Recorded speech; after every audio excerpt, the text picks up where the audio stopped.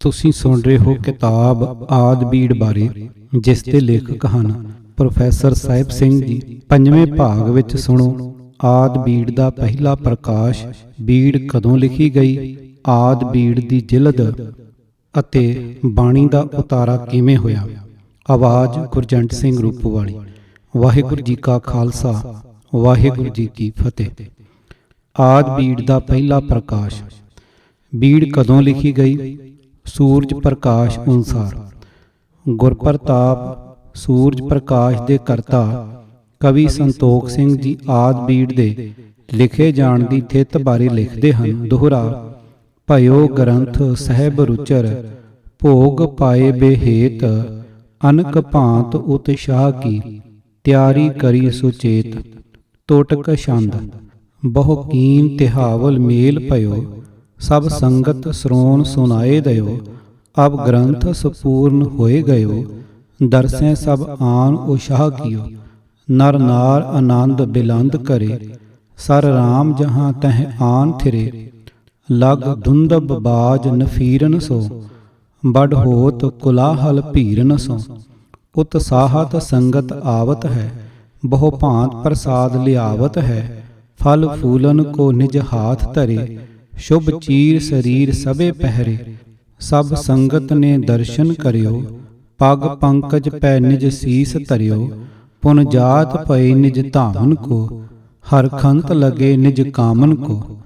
उठ श्री गुर आवत पेपुर को, गुरदास समेत सुधी उर को।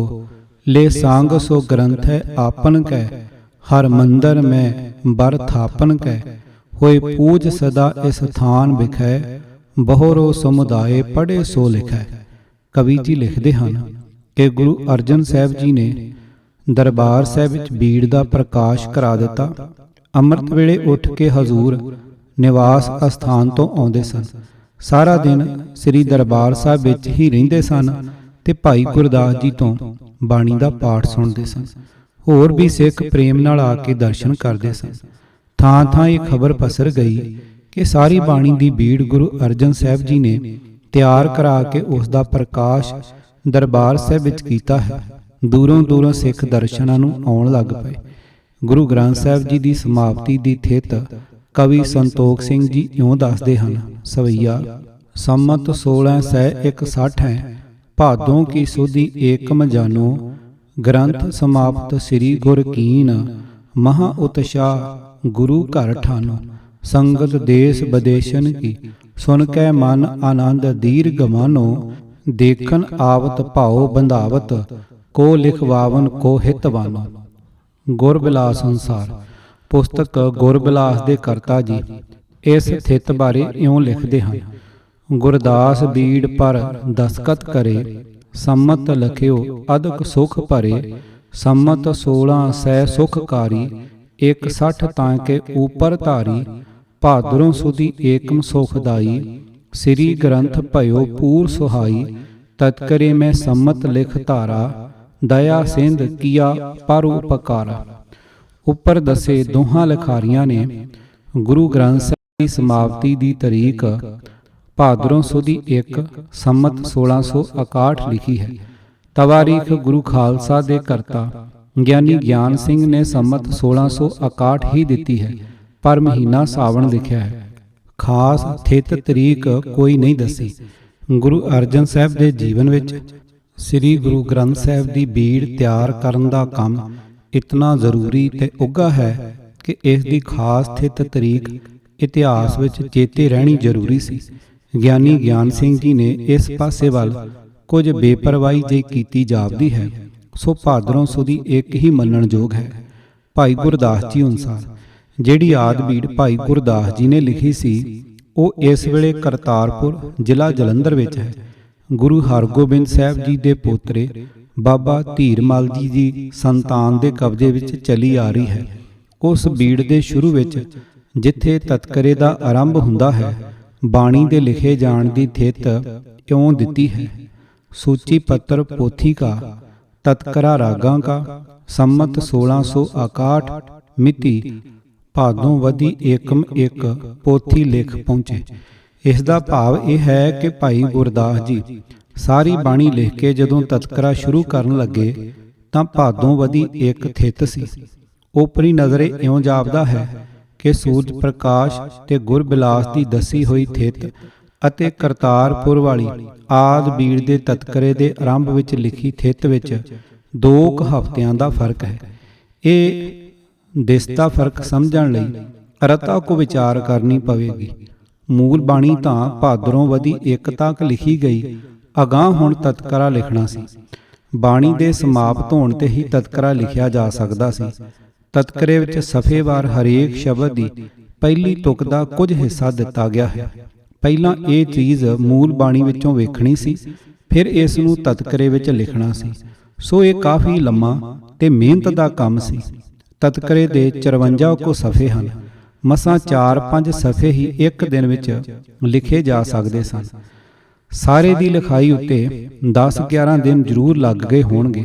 ਮਾਲੂਮ ਹੁੰਦਾ ਹੈ ਕਿ ਸੂਰਜ ਪ੍ਰਕਾਸ਼ ਅਤੇ ਗੁਰਬਿਲਾਸ ਦੇ ਲਿਖਾਰੀ ਭਾਦਰੋਂ ਵਧੀ 1 ਦੀ ਥਾਂ ਭਾਦਰੋਂ ਸੁਦੀ 1 ਉਹ ਥਿੱਤ ਦੱਸ ਰਹੇ ਹਨ ਜਦੋਂ ਸ੍ਰੀ ਗੁਰੂ ਗ੍ਰੰਥ ਸਾਹਿਬ ਦੀ ਸਾਰੀ ਬੀੜ ਤਤਕਰੇ ਸਮੇਤ ਤਿਆਰ ਹੋ ਗਈ ਅਤੇ ਇਸ ਯੋਗ ਹੋ ਗਈ ਕਿ ਸਤਿਗੁਰੂ ਜੀ ਨੇ ਉਸ ਦਾ ਪ੍ਰਕਾਸ਼ ਦਰਬਾਰ ਸਾਹਿਬ ਵਿੱਚ ਕਰਵਾ ਦਿੱਤਾ। ਪਹਿਲੇ ਪ੍ਰਕਾਸ਼ ਦੀ ਥਿੱਤ ਭਾਦਰੋਂ ਸੁਦੀ 1 ਹੈ, ਕਿਉਂਕਿ ਇਹ ਪ੍ਰਕਾਸ਼ ਦਿਨ ਸ੍ਰੀ ਦਰਬਾਰ ਸਾਹਿਬ ਵਿੱਚ ਅੱਜ ਤੱਕ ਬੜੇ ਉਤਸ਼ਾਹ ਨਾਲ ਹਰ ਸਾਲ ਮਨਾਇਆ ਜਾਂਦਾ ਰਿਹਾ ਹੈ। ਸੋ ਦੋਹਾਂ ਵੱਖ ਦਿੱਤੀਆਂ ਥਿੱਤਾਂ ਦਾ ਅਸਲ ਨਿਰਣਾ ਇਹ ਹੈ ਕਿ ਭਾਈ ਗੁਰਦਾਸ ਜੀ ਨੇ ਆਦ ਬੀੜ ਦੀ ਸਾਰੀ ਮੂਲ ਬਾਣੀ ਭਾਦਰੋਂ ਵਧੀ 1 ਤੱਕ ਸਮਾਪਤ ਕਰ ਲਈ। ਫਿਰ ਉਹਨਾਂ ਤਤਕਰਾ ਲਿਖਣਾ ਸ਼ੁਰੂ ਕੀਤਾ।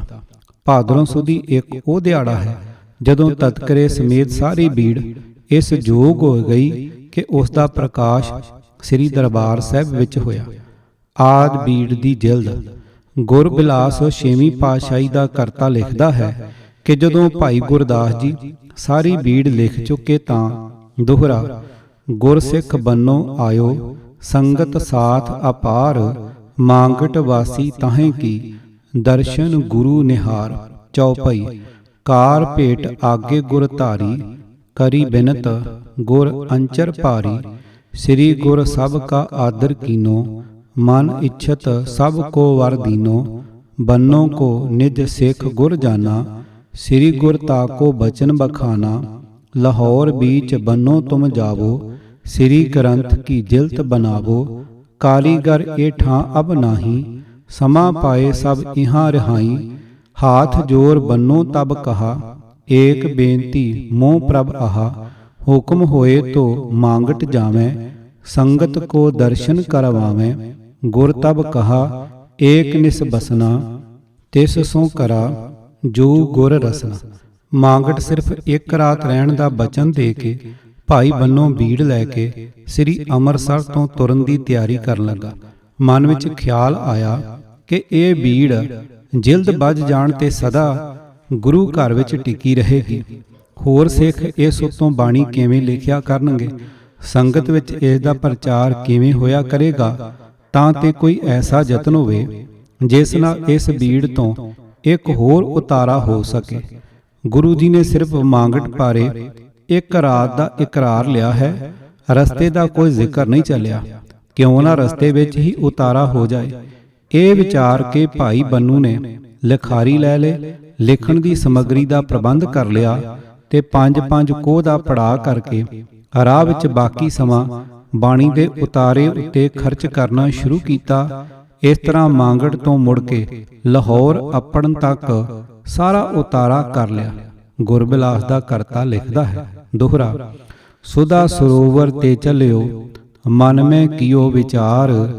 ਗ੍ਰੰਥ ਜਹਾਜ ਸਤਿਗੁਰੂ ਰਚਿਓ ਭਈ ਜਿਲਤ 1 ਵਾਰ। ਗੁਰ ਗ੍ਰਹਿ ਭਇਓ ਤੈ ਲਿਖੇ ਕੋ ਸੰਗਤ ਕੈਸ ਕਰਾਏ। ਤਾਂ ਤੇ ਜਤਨ ਐਸਾ ਕਰੋ ਤਾਰੋਂ ਦੇਸ਼ ਬਣਾਏ। ਚੌਪਈ ਸ੍ਰੀ ਗੁਰ ਕਹਾ ਰੈਨ 1 ਰਹਿਓ ਆਵਤ ਜਾਵਤ बीच न भयो। पंथ रैन कछ भाखी नाही तां ते जतन करो ए माही। भेज सिख कागज मंगवाए पत्रे रचे अदक चित लाए। संगत को ये आज्ञा दई 5 कोस की मंजिल कई।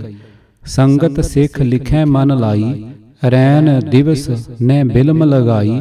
ਆਵਤ ਆਵਤ ਸਭ ਲਿਖ ਲਇਓ, ਜਾਏ ਲਾਹੌਰ ਭੋਗ ਤਬ ਪਇਓ। ਦੋਹ ਗ੍ਰੰਥ ਕੀ ਜਿਲਤ ਬਨਾਈ, ਚਲੇ ਗੁਰੂ ਭੈ ਦੇਰ ਨ ਲਾਈ। ਜਿਲਤ ਬਨਾਏ ਸੋ ਆਵਤ ਭਏ, ਸ੍ਰੀ ਗੁਰ ਚਰਨ ਕਮਲ ਮਨ ਦੇ। ਜਿਲਦ ਬਾਰੇ ਗਿਆਨੀ ਗਿਆਨ ਸਿੰਘ ਨੇ ਤਵਾਰੀਖ ਗੁਰੂ ਖਾਲਸਾ ਵਿੱਚ ਇਉਂ ਲਿਖਿਆ ਹੈ। ਸੌਣ ਸੰਮਤ 1661 ਬਿਕਰਮੀ ਗੁਰੂ ਅਰਜਨ ਸਾਹਿਬ ਜੀ ਨੇ ਸ੍ਰੀ ਗੁਰੂ ਗ੍ਰੰਥ ਸਾਹਿਬ ਜੀ ਤਿਆਰ ਕਰਕੇ ਜਿਲਦ ਬਣਵਾਉਣ ਲਈ ਭਾਈ ਬੰਨੋ ਜੀ ਨੂੰ ਲਾਹੌਰ ਭੇਜਿਆ। ਉਸ ਨੇ ਰਸਤੇ ਵਿੱਚ ਇੱਕ ਉਤਾਰਾ ਹੋਰ ਕਰ ਲਿਆ। ਦੋਹਾਂ ਦੀਆਂ ਜਿਲਦਾਂ ਬਣਵਾ ਕੇ ਦੋਵੇਂ ਜਿਲਦਾਂ ਗੁਰੂ ਸਾਹਿਬ ਜੀ ਅੱਗੇ ਲਿਆ ਰੱਖੀਆਂ। ਜਿਲਦ ਬਣਾਉਣ ਸੰਬੰਧੀ ਇਹ ਸਾਖੀ ਬੜੀ ਅਨੋਖੀ ਜਿਹੀ ਲੱਗਦੀ ਹੈ ਕਿ ਅੰਮ੍ਰਿਤਸਰ ਵਿੱਚ ਕੋਈ ਜਿਲਦ ਸਾਜ਼ ਨਹੀਂ ਸੀ। ਇਸ ਵਾਸਤੇ ਮਜਬੂਰ ਹੋ ਕੇ ਸਤਿਗੁਰੂ ਜੀ ਨੂੰ ਬੀੜ ਜਿਲਦ ਵਾਸਤੇ ਲਾਹੌਰ ਭੇਜਣੀ ਪਈ। ਮਾਇਆ ਅੱਗੇ ਕਿਹੜਾ ਕੰਮ ਅੜ ਸਕਦਾ ਹੈ। ਰਤਾ ਧਿਆਨ ਨਾਲ ਵੇਖੋ, ਸ੍ਰੀ ਦਰਬਾਰ ਸਾਹਿਬ ਦੀ ਇਮਾਰਤ ਨੂੰ ਸੰਗਮਰਮਰ ਤਾਂ ਭਲਾ ਉਦੋਂ ਨਾ ਵਰਤਿਆ ਗਿਆ ਹੋਵੇਗਾ, ਪਰ ਇਸ ਵਿੱਚ ਕੋਈ ਸ਼ੱਕ ਨਹੀਂ ਹੋ ਸਕਦਾ ਕਿ ਸਾਰੀ ਇਮਾਰਤ ਛੋਟੀ ਪੱਕੀ ਇੱਟ ਦੀ ਬਣਵਾਈ ਗਈ ਸੀ। ਇਮਾਰਤ ਵੀ ਉਹ ਜਿਸ ਨੇ ਰਹਿੰਦੀ ਦੁਨੀਆ ਤੱਕ ਸਦਾ ਪਾਣੀ ਵਿੱਚ ਖਲੋਤੇ ਰਹਿਣਾ ਹੈ। ਇਸ ਦੀ ਪਕਿਆਈ ਵਾਸਤੇ ਕੋਈ ਸਧਾਰਨ ਜਿਹੇ ਮਸਾਲੇ ਨਹੀਂ ਵਰਤੇ ਜਾ ਸਕਦੇ ਸਨ। ਸੰਨ 1922-23 ਵਿੱਚ ਸ਼੍ਰੋਮਣੀ ਗੁਰਦੁਆਰਾ ਪ੍ਰਬੰਧਕ ਕਮੇਟੀ ਨੇ ਸਰੋਵਰ ਦੀ ਕਾਰ ਸੇਵਾ ਕਰਾਈ। ਪੁਲ ਸਮੇਤ ਸਾਰੀ ਇਮਾਰਤ ਦੀ ਮੁਰੰਮਤ ਕਰਨੀ ਵੀ ਜ਼ਰੂਰੀ ਸੀ। ਚੋਟੀ ਦੇ ਸਿਆਣੇ ਕਾਰੀਗਰ ਸੱਦੇ ਗਏ। ਉਹਨਾਂ ਨੇ ਇਮਾਰਤ ਵਿੱਚ ਵਰਤੇ ਚੂਨੇ ਆਦਿਕ ਮਸਾਲੇ ਦੀ ਪਰਖ ਕੀਤੀ। ਬੇਹੱਦ ਵਧੀਆ ਕਿਸਮ ਦਾ ਕਮੇਟੀ ਨੇ ਉਹੋ ਜਿਹਾ ਮਸਾਲਾ ਤਿਆਰ ਕਰਾਉਣ ਲਈ ਅੱਡੀ ਚੋਟੀ ਦਾ ਜ਼ੋਰ ਲਾ ਦਿੱਤਾ। ਇਸ ਕੰਮ ਲਈ ਸਿੱਖ ਕੌਮ ਵਿੱਚ ਮਾਇਆ ਦੀ ਤਾਂ ਕੋਈ ਘਾਟ ਹੀ ਨਹੀਂ ਸੀ। ਫਿਰ ਵੀ ਪ੍ਰਬੰਧਕ ਦੱਸਦੇ ਸਨ ਕਿ ਜਿਹੜਾ ਮਸਾਲਾ ਉਸ ਸਮੇਂ ਦਾ ਤਿਆਰ ਕਰਵਾਇਆ ਹੋਇਆ ਸੀ, ਉਸ ਦੀ ਰੀਸ ਨਹੀਂ ਹੋ ਸਕੀ। ਤਦੋਂ ਮੈਂ ਸ਼੍ਰੋਮਣੀ ਕਮੇਟੀ ਦੇ ਦਫ਼ਤਰ ਵਿੱਚ ਮੀਤ ਸਕੱਤਰ ਸਾਂ। ਸ੍ਰੀ ਦਰਬਾਰ ਸਾਹਿਬ ਦੀ ਇਮਾਰਤ ਦੀ ਪਕਿਆਈ ਵਾਸਤੇ ਇਤਨੀ ਬੇਅੰਤ ਮਾਇਆ ਖਰਚ ਕਰਾਉਣ ਵਾਲੇ ਸਤਿਗੁਰੂ ਪਾਤਸ਼ਾਹ ਕਿਸੇ ਵਧੀਆ ਸਿਆਣੇ ਜਿਲਦ ਸਾਜ਼ ਨੂੰ 200-400 ਰੁਪਏ ਦੇ ਕੇ ਲਾਹੌਰੋਂ ਅੰਮ੍ਰਿਤਸਰ ਬੜੀ ਹੀ ਆਸਾਨੀ ਨਾਲ ਮੰਗਾ ਸਕਦੇ ਸਨ। ਲਾਹੌਰ ਭੇਜਣ ਵਿੱਚ ਖਤਰੇ। ਜਿਨ੍ਹਾਂ ਲਿਖਾਰੀ ਸੱਜਣਾ ਨੇ ਕਦੇ ਆਪਣੀਆਂ ਲਿਖੀਆਂ ਪੁਸਤਕਾਂ ਛਪਵਾਈਆਂ ਹਨ, ਉਹਨਾਂ ਦਾ ਇਜ਼ਾਤੀ ਤਜਰਬਾ ਹੋਵੇਗਾ ਕਿ ਉਹ ਆਪਣੀ ਕਿਤਾਬ ਦੇ ਛਪਣ ਵਿੱਚ ਕਿਤਨੀ ਦਿਲਚਸਪੀ ਲੈਂਦੇ ਹਨ। ਵਧੀਆ ਕਾਗਜ਼ ਹੋਵੇ, ਵਧੀਆ ਸਿਆਹੀ ਹੋਵੇ, ਵਧੀਆ ਛਪਾਈ ਹੋਵੇ। ਹਰ ਰੋਜ਼ ਕਿਤਨਾ ਸਮਾਂ ਛਾਪੇਖਾਨੇ ਵਿੱਚ ਖਰਚ ਕਰ ਦਈਦਾ ਹੈ ਤੇ ਜੀ ਅੱਕਦਾ ਨਹੀਂ। ਕਿਉਂ? ਕਿਤਾਬ ਦੇ ਲਿਖਣ ਵਿੱਚ ਕੀਤੀ ਮਿਹਨਤ ਦੇ ਪਿੱਛੋਂ ਦਿਲ ਵਿੱਚ ਤਾਂਘ ਹੁੰਦੀ ਹੈ ਕਿ ਹੁਣ ਇਹ ਛਪੇ ਵੀ ਅਜਿਹੀ ਸੁੰਦਰ ਕਿ ਪੜ੍ਹਨ ਵਾਲਾ ਵੇਖ ਕੇ ਵੀ ਖੁਸ਼ ਹੋਵੇ ਤੇ ਫਿਰ ਅੰਦਰੋਂ ਪੜ੍ਹ ਕੇ ਵਾਹ ਵਾਹ ਕਰੇ। ਜਿਤਨੀ ਦਿਲਚਸਪੀ ਲਿਖਾਰੀ ਨੂੰ ਆਪ ਆਪਣੀ ਕਿਤਾਬ ਬਾਰੇ ਹੁੰਦੀ ਹੈ, ਕਿਸੇ ਹੋਰ ਨੂੰ ਨਹੀਂ ਹੋ ਸਕਦੀ। ਇਸ ਵਾਸਤੇ ਲੱਗਦੀ ਵਾਹੇ ਲਿਖਾਰੀ ਆਪਣੀ ਪੁਸਤਕ ਦੀ ਛਪਾਈ ਦਾ ਕੰਮ ਕਿਸੇ ਹੋਰ ਦੇ ਸਪੁਰਦ ਨਹੀਂ ਕਰੇਗਾ। ਇਹ ਤਾਂ ਹਾਲ ਹੈ ਉਹਨਾਂ ਕਿਤਾਬਾਂ ਦਾ ਜੋ ਛਪ ਕੇ ਇੱਕ ਤੋਂ ਅਨੇਕ ਹੋ ਜਾਣੀਆਂ ਹਨ। ਪਰ ਜੇ ਕਿਤਾਬ ਹੋਵੇ ਹੀ ਇੱਕ ਜੋ ਬੜੀ ਮਿਹਨਤ ਕਰਕੇ ਆਪਣੀ ਹੱਥੀਂ ਲਿਖੀ ਹੋਵੇ ਤੇ ਉਸ ਨੂੰ ਅਜੇ ਛਪਵਾਉਣਾ ਨਾ ਹੋਵੇ, ਉਸ ਹੱਥੀਂ ਲਿਖੀ ਨੂੰ ਹੀ ਸਾਂਭ ਕੇ ਰੱਖਣਾ ਹੋਵੇ ਤੇ ਸਾਂਭ ਰੱਖਣ ਖਾਤਰ ਜਿਲਦ ਬਣਾਉਣੀ ਹੋਵੇ, ਇਹ ਗੱਲ ਪੁੱਛ ਵੇਖੋ ਕਿਸੇ ਚੋਟੀ ਦੇ ਲਿਖਾਰੀ ਨੂੰ ਜਿਸ ਨੇ ਆਪਣੀ ਕੀਮਤੀ ਚੀਜ਼ ਲਹੂ ਪਾਣੀ ਇੱਕ ਕਰਕੇ ਲਿਖੀ ਹੋਵੇ। ਕਿ ਉਹ ਬੇਪਰਵਾਹੀ ਨਾਲ ਆਪਣਾ ਖਰੜਾ ਕਿਸੇ ਹੋਰ ਸੱਜਣ ਮਿੱਤਰ ਦੇ ਹੱਥ ਕਿਸੇ ਓਪਰੇ ਸ਼ਹਿਰ ਵਿੱਚ ਕਿਸੇ ਨਾਵਾਕਫ ਜਿਲਦ ਸਾਜ਼ ਪਾਸ ਭੇਜ ਦੇਵੇਗਾ ਤੇ ਫਿਰ ਮੂੰਹ ਚੁੱਕ ਕੇ ਉਡੀਕੇਗਾ ਕਿ ਕਿਤਾਬ ਕਦੋਂ ਵਾਪਸ ਆਉਂਦੀ ਹੈ ਤੇ ਕਿਹੋ ਜੀ ਜਿਲਦ ਵੱਜ ਕੇ ਆਉਂਦੀ ਹੈ? ਤਾਂ ਫਿਰ ਅਜੇ ਉਸ ਲਿਖਾਰੀ ਨੂੰ ਆਪਣੀ ਕੀਤੀ ਮਿਹਨਤ ਦੀ ਕਦਰ ਨਹੀਂ ਮਾਲੂਮ ਹੋਈ। ਹੱਥ ਲਿਖੀ ਕਿਤੇ ਗੁਆਚ ਨਾ ਜਾਏ, ਕੋਈ ਖਿਸਕਾ ਕੇ ਨਾ ਲੈ ਜਾਏ। ਵਰਿਆਂ ਦੀ ਕੀਤੀ ਮਿਹਨਤ ਉੱਤੇ ਪਾਣੀ ਫਿਰ ਜਾਣ ਦਾ ਡਰ ਹੁੰਦਾ ਹੈ। ਜਿਲਦ ਸਾਜ਼ ਸਿਉਣ ਵੇਲੇ ਕਿਤੇ ਬੇਪਰਵਾਹੀ ਨਾ ਕਰ ਦੇਵੇ, ਕੋਈ ਜੁਜਾ ਹੀ ਆਗਾਂ ਪਛਾਂ ਨਾ ਹੋ ਜਾਣ, ਕਟਾਈ ਵਿੱਚ ਕਿਤੇ ਅੱਖਰ ਹੀ ਨਾ ਕੱਟੇ ਜਾਣ, ਜਿਲਦ ਵੱਜਣ ਵੇਲੇ ਕਿਤੇ ਅੱਖਰ ਸਲਾਈ ਦੇ ਅੰਦਰ ਨਾ ਆ ਜਾਣ। ਇਹ ਕਈ ਸਹਿਸੇ ਤੌਖਲੇ ਲਿਖਾਰੀ ਦੇ ਮਨ ਵਿੱਚ ਉੱਠਦੇ ਰਹਿਣੇ ਇੱਕ ਕੁਦਰਤੀ ਗੱਲ ਹੈ। ਆਓ ਰਤਾ ਸ੍ਰੀ ਗੁਰੂ ਗ੍ਰੰਥ ਸਾਹਿਬ ਦੀ ਬੀੜ ਵੱਲ। ਇਸ ਵਿੱਚ ਸਾਰੇ ਗੁਰ ਵਿਅਕਤੀਆਂ ਦੀ ਤਾਲੀਮ ਹੈ। ਇਸ ਵਿੱਚ 15 ਭਗਤਾਂ ਦੀ ਵੀ ਤਾਲੀਮ ਹੈ। ਉਹ ਤਾਲੀਮ ਜਿਸ ਦੇ ਪ੍ਰਚਾਰ ਨੇ ਗੁਰੂ ਨਾਨਕ ਸਾਹਿਬ ਜੀ ਨੂੰ ਕੁਰਾਈਆ ਅਖਵਾਇਆ, ਜਿਸ ਦੇ ਪ੍ਰਚਾਰ ਕਰਕੇ ਗੁਰੂ ਅਮਰਦਾਸ ਜੀ ਦੇ ਵਿਰੁੱਧ ਅਕਬਰ ਪਾਸ ਸ਼ਿਕਾਇਤਾਂ ਹੋਈਆਂ। ਇਸੇ ਹੀ ਬੀੜ ਵਿੱਚ ਕਬੀਰ ਜੀ ਜਾਤ ਅਭਿਮਾਨੀਆਂ ਨੂੰ ਲਲਕਾਰ ਕੇ ਆਖ ਰਹੇ ਹਨ, ਜੋ ਤੂੰ ਬ੍ਰਾਹਮਣ ਬ੍ਰਾਹਮਣੀ ਜਾਇਆ, ਤੋ ਆਨ ਬਾਟ ਕਾਹੇ ਨਹੀਂ ਆਇਆ। ਇਸੇ ਹੀ ਬੀੜ ਵਿੱਚ ਗੁਰੂ ਨਾਨਕ ਸਾਹਿਬ ਜੀ ਗਰੀਬਾਂ ਦੇ ਵੈਰੀਆਂ ਬਾਰੇ ਕਾਜ਼ੀ ਹਾਕਮਾਂ, ਖੱਤਰੀ ਕਰਮਚਾਰੀਆਂ ਅਤੇ ਉਹਨਾਂ ਦੇ ਹਮੈਤੀ ਬ੍ਰਾਹਮਣਾਂ ਬਾਰੇ ਇਉਂ ਕਹਿ ਰਹੇ ਹਨ, ਮਾਨਸ ਖਾਣੇ ਕਰੇ ਨਿਵਾਜ਼, ਛੁਰੀ ਵਗਾਇਨ ਤਿੰਨ ਗਲ ਤਾਗ, ਤਿੰਨ ਕਰ ਬ੍ਰਾਹਮਣ ਪੂਰੈ ਨਾਦ, ਉਹਨਾਂ ਬੇ ਆਵੇਂ ਉਹੀ ਸਾਧ, ਕੂੜੀ ਰਾਸ ਕੂੜਾ ਵਪਾਰ, ਕੂੜ ਬੋਲ ਕਰੇ ਆਹਾਰ, ਸ਼ਰਮ ਧਰਮ ਕਾ ਡੇਰਾ ਦੂਰ, ਨਾਨਕ ਕੂੜ ਰਹਿਆ ਭਰਪੂਰ। ਆਸਾ ਦੀ ਵਾਰ। ਉਹ ਤਾਲੀਮ ਲੁਕੀ ਛਿਪੀ ਨਹੀਂ ਸੀ। ਸਦੀਆਂ ਤੋਂ ਪੈਰਾਂ ਹੇਠ ਲਤਾੜੇ ਲੋਕ ਗੁਰੂ ਪਾਤਸ਼ਾਹ ਦੇ ਦਿੱਤੇ ਹੌਸਲੇ ਨਾਲ ਸਿਰ ਚੁੱਕ ਰਹੇ ਸਨ ਤੇ ਦਿਨੋਂ ਦਿਨ ਇਹ ਤਾਲੀਮ ਤੁਰਕ ਹਾਕਮਾਂ ਅਤੇ ਉੱਚੀ ਜਾਤ ਵਾਲਿਆਂ ਦੇ ਦ੍ਰਿਸ਼ਟੀਕੋਣ ਤੋਂ ਖਤਰਨਾਕ ਹੁੰਦੀ ਜਾ ਰਹੀ ਸੀ। ਇਸ ਤਾਲੀਮ ਦੇ ਸੰਗ੍ਰਹਿ ਗੁਰੂ ਗ੍ਰੰਥ ਸਾਹਿਬ ਦੀ ਬੀੜ ਦੀ ਜਿਲਦ ਬੰਨ੍ਹਣ ਵਾਸਤੇ ਇਸ ਨੂੰ ਲਾਹੌਰ ਭੇਜਣਾ ਖਤਰੇ ਤੋਂ ਖਾਲੀ ਨਹੀਂ ਸੀ। ਵਿਰੋਧੀਆਂ ਨੂੰ ਇਸ ਦੇ ਗੁੰਮ ਕਰਨ ਲਈ ਬੜਾ ਹੀ ਸੌਖਾ ਮੌਕਾ ਮਿਲ ਸਕਦਾ ਸੀ। ਅਸਲ ਕਦਰ ਸ਼ਨਾਸ ਜੇ ਇਹ ਮੰਨ ਵੀ ਲਿਆ ਜਾਏ ਕਿ ਬੀੜ ਦੇ ਗੁੰਮ ਕੀਤੇ ਜਾਣ ਦਾ ਕੋਈ ਖਤਰਾ ਨਹੀਂ ਸੀ, ਜੇ ਇਹ ਵੀ ਮਿਥ ਲਈਏ ਕਿ ਕੋਈ ਇਵਜ਼ਾਨਾ ਲੈ ਕੇ ਵੀ ਕੋਈ ਜਿਲਦ ਸਾਜ਼ ਲਾਹੌਰੋਂ ਆਉਣ ਨੂੰ ਤਿਆਰ ਨਹੀਂ ਸੀ ਹੁੰਦਾ ਤੇ ਬੀੜ ਜਿਲਦ ਵਾਸਤੇ ਲਾਹੌਰ ਹੀ ਭੇਜਣੀ ਪਈ ਸੀ, ਤਾਂ ਵੀ ਸੁੱਤੇ ਹੀ ਇਹ ਖਿਆਲ ਮਨ ਵਿੱਚ ਉੱਠਦਾ ਹੈ ਕਿ ਬੀੜ ਦੀ ਜਿਲਦ ਬਣਾਉਣ ਲਈ ਉਹ ਗੁਰਸਿੱਖ ਸੱਜਣ ਜਾਂਦੇ ਜਿਨ੍ਹਾਂ ਇਸ ਦੇ ਲਿਖਣ ਵਿੱਚ 1 ਸਾਲ ਘਾਲ ਘਾਲੀ ਸੀ। ਗੁਰੂ ਅਰਜਨ ਸਾਹਿਬ ਤੋਂ ਉਰੇ ਸਭ ਤੋਂ ਵਧੇਕ ਕਦਰ ਬੀੜ ਦੇ ਲਖਾਰੀ ਭਾਈ ਗੁਰਦਾਸ ਜੀ ਨੂੰ ਹੀ ਹੋ ਸਕਦੀ ਸੀ। ਬੀੜ ਦੀਆਂ ਜੁਜ਼ਾਂ ਅਗਾਂਹ ਪਿਛਾਂਹ ਨਾ ਹੋ ਜਾਣ, ਸਿਲਾਈ ਵਿੱਚ ਕਿਤੇ ਕੋਈ ਅੱਖਰ ਨਾ ਆ ਜਾਣ, ਜਿਲਦ ਬੀੜ ਦੇ ਆਕਾਰ ਨਾਲ ਫੱਬਵੀਂ ਵੱਜੇ, ਅਜਿਹੇ ਕਈ ਹੋਰ ਵਿਚਾਰ ਜਿਲਦ ਵੱਜਣ ਵੇਲੇ ਮਨ ਵਿੱਚ ਉੱਠਣੇ ਕੁਦਰਤੀ ਗੱਲ ਹੈ। ਭਾਈ ਗੁਰਦਾਸ ਜੀ ਨਿਰੇ ਕਾਤਬ ਹੀ ਨਹੀਂ ਸਨ, ਉਹ ਆਪ ਉੱਚ ਕੋਟੀ ਦੇ ਕਵੀ ਵੀ ਸਨ। ਉਹਨਾਂ ਤੋਂ ਵਧੇਕ ਚੰਗਾ ਪਾਰਖੂ ਤੇ ਇਸ ਕੰਮ ਨੂੰ ਜਾਣਨ ਵਾਲਾ ਹੋਰ ਕੌਣ ਹੋ ਸਕਦਾ ਸੀ। ਭਾਈ ਬੰਨੋ ਦੀ ਬਾਬਤ ਤਾਂ ਸਾਡਾ ਇਤਿਹਾਸ ਆਪ ਹੀ ਆਖਦਾ ਹੈ ਕਿ ਉਹ ਕਾਰ ਭੇਟ ਇਕੱਠੀ ਕਰਕੇ ਲਿਆਇਆ ਕਰਦੇ ਸਨ। ਕਾਰ ਭੇਟ ਇਕੱਠੀ ਕਰਨ ਦੇ ਕੰਮ ਤੋਂ ਗ੍ਰੰਥ ਲਿਖਣ ਤੇ ਉਹਨਾਂ ਦੀ ਜਿਲਦ ਬਣਾਉਣ ਦਾ ਤਜਰਬਾ ਨਹੀਂ ਹੋ ਸਕਦਾ। ਤਾਂ ਤੇ ਜੇ ਗੁਰੂ ਸਾਹਿਬ ਨੇ ਆਪਣੀ ਗੈਰ ਹਾਜ਼ਰੀ ਵਿੱਚ ਹੀ ਜਿਲਦ ਬਣਾਉਣੀ ਸੀ ਤਾਂ ਜ਼ਰੂਰ ਸਭ ਤੋਂ ਸਿਆਣੇ ਤੇ ਤਜਰਬੇਕਾਰ ਦੇ ਭੇਜੇ ਜਾਣ ਦੀ ਲੋੜ ਸੀ। ਅਜਿਹੇ ਯੋਗ ਸੱਜਣ ਭਾਈ ਗੁਰਦਾਸ ਜੀ ਹੀ ਸਨ। ਜਿਲਦ ਵਾਸਤੇ ਬੀੜ ਲਾਹੌਰ ਨਹੀਂ ਸੀ ਭੇਜੀ ਗਈ। ਹੁਣ ਇਸ ਮਾਮਲੇ ਨੂੰ ਇੱਕ ਹੋਰ ਦ੍ਰਿਸ਼ਟੀਕੋਣ ਤੋਂ ਵਿਚਾਰੀਏ। ਪਿਛਲੇ ਅੰਕ ਵਿੱਚ ਅਸੀਂ ਵੇਖ ਆਏ ਹਾਂ ਕਿ ਗੁਰੂ ਗ੍ਰੰਥ ਸਾਹਿਬ ਜੀ ਦੀ ਬੀੜ ਦਾ ਸ੍ਰੀ ਦਰਬਾਰ ਸਾਹਿਬ ਵਿੱਚ ਪਹਿਲਾ ਪ੍ਰਕਾਸ਼ ਭਾਦਰੋਂ ਸੁਦੀ ਏਕਮ ਨੂੰ ਹੋਇਆ ਸੀ।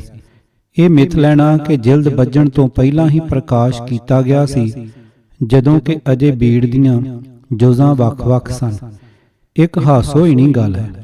ਇਹ ਮੰਨਣਾ ਹੀ ਪਵੇਗਾ ਕਿ ਦਰਬਾਰ ਸਾਹਿਬ ਵਿੱਚ ਬੀੜ ਦਾ ਪ੍ਰਕਾਸ਼ ਜਿਲਦ ਵੱਜ ਕੇ ਹੀ ਹੋਇਆ ਸੀ ਤੇ ਪ੍ਰਕਾਸ਼ ਹੋਇਆ ਸੀ ਭਾਦਰੋਂ ਸੁਦੀ ਏਕਮ ਨੂੰ, ਤਾਂ ਤੇ ਜਿਲਦ ਵੀ ਭਾਦਰੋਂ ਸੁਦੀ ਏਕਮ ਤੋਂ ਪਹਿਲਾਂ ਹੀ ਵੱਜੀ ਸੀ।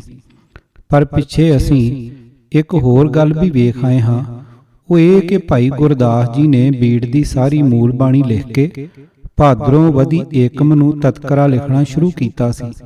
ਅਸੀਂ ਇਹ ਅੰਦਾਜ਼ਾ ਲਾ ਆਏ ਹਾਂ ਕਿ ਤਤਕਰਾ ਲਿਖਣ ਤੇ 10-11 ਦਿਨ ਲੱਗ ਗਏ ਹੋਣਗੇ।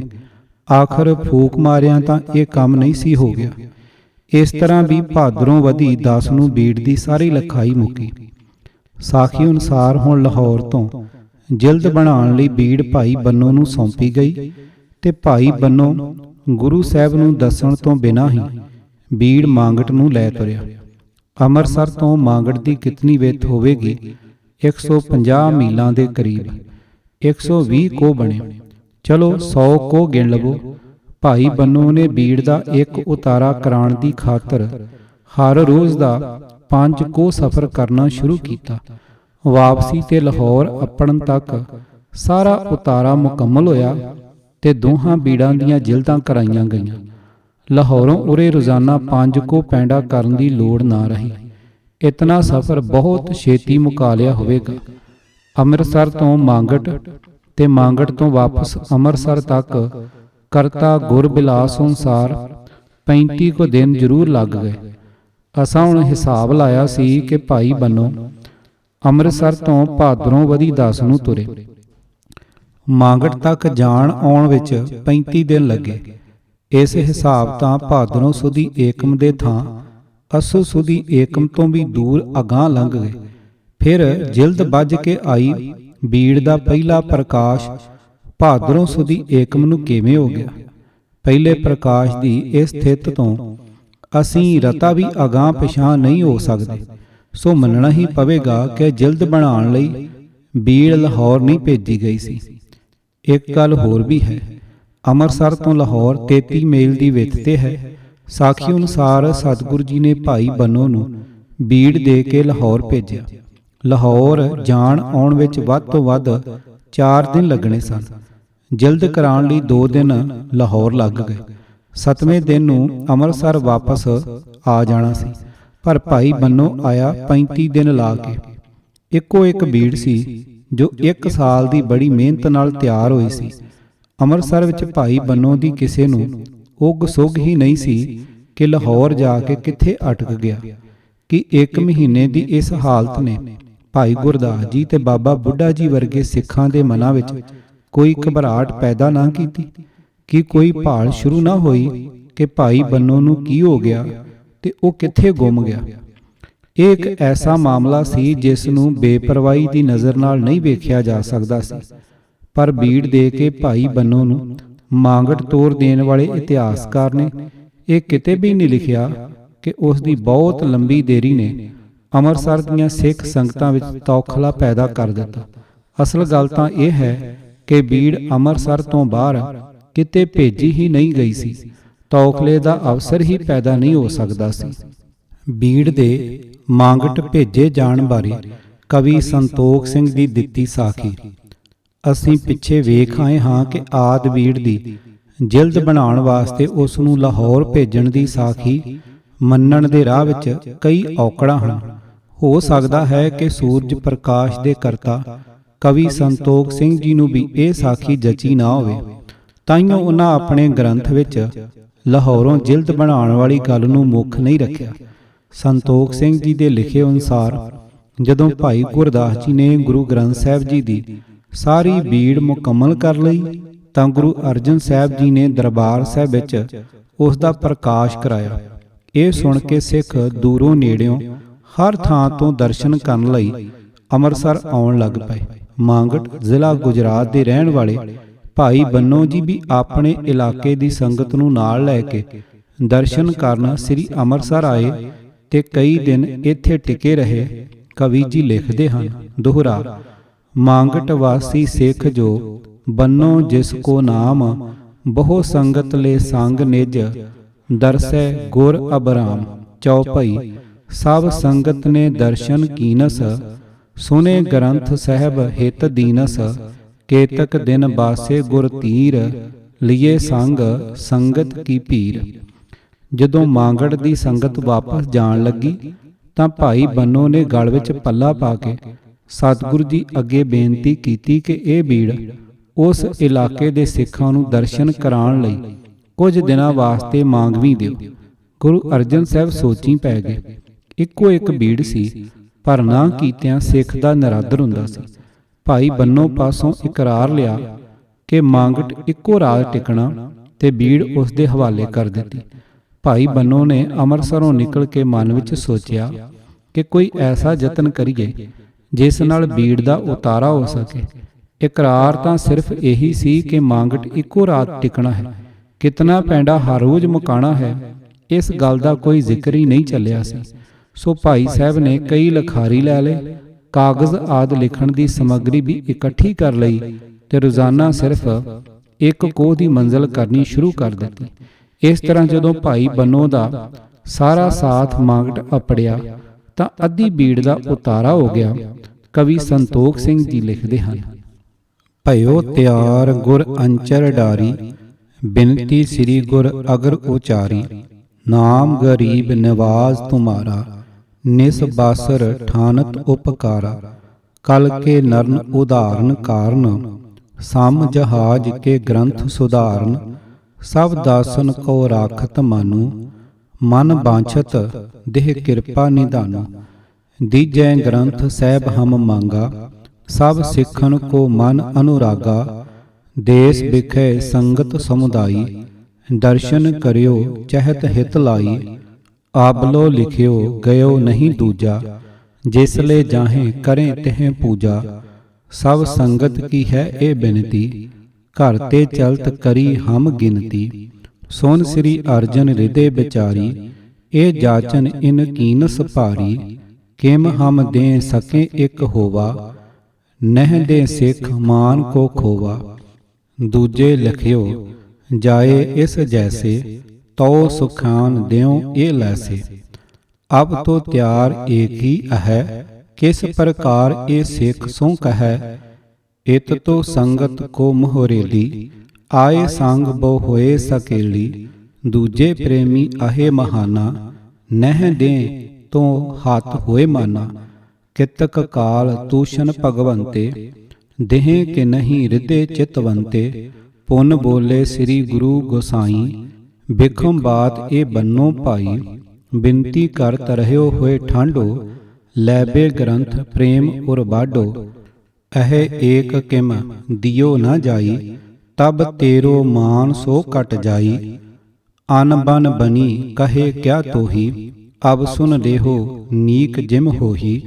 अपनी पुरी राख एक राती, लेकर हटो होए जब प्राती। दुतिया रात रखो नह कैसे, अब ले जाओ ले आए पुन तैसे। अदब साथ राखो चुक साई, संगत अलबाले समुदाई।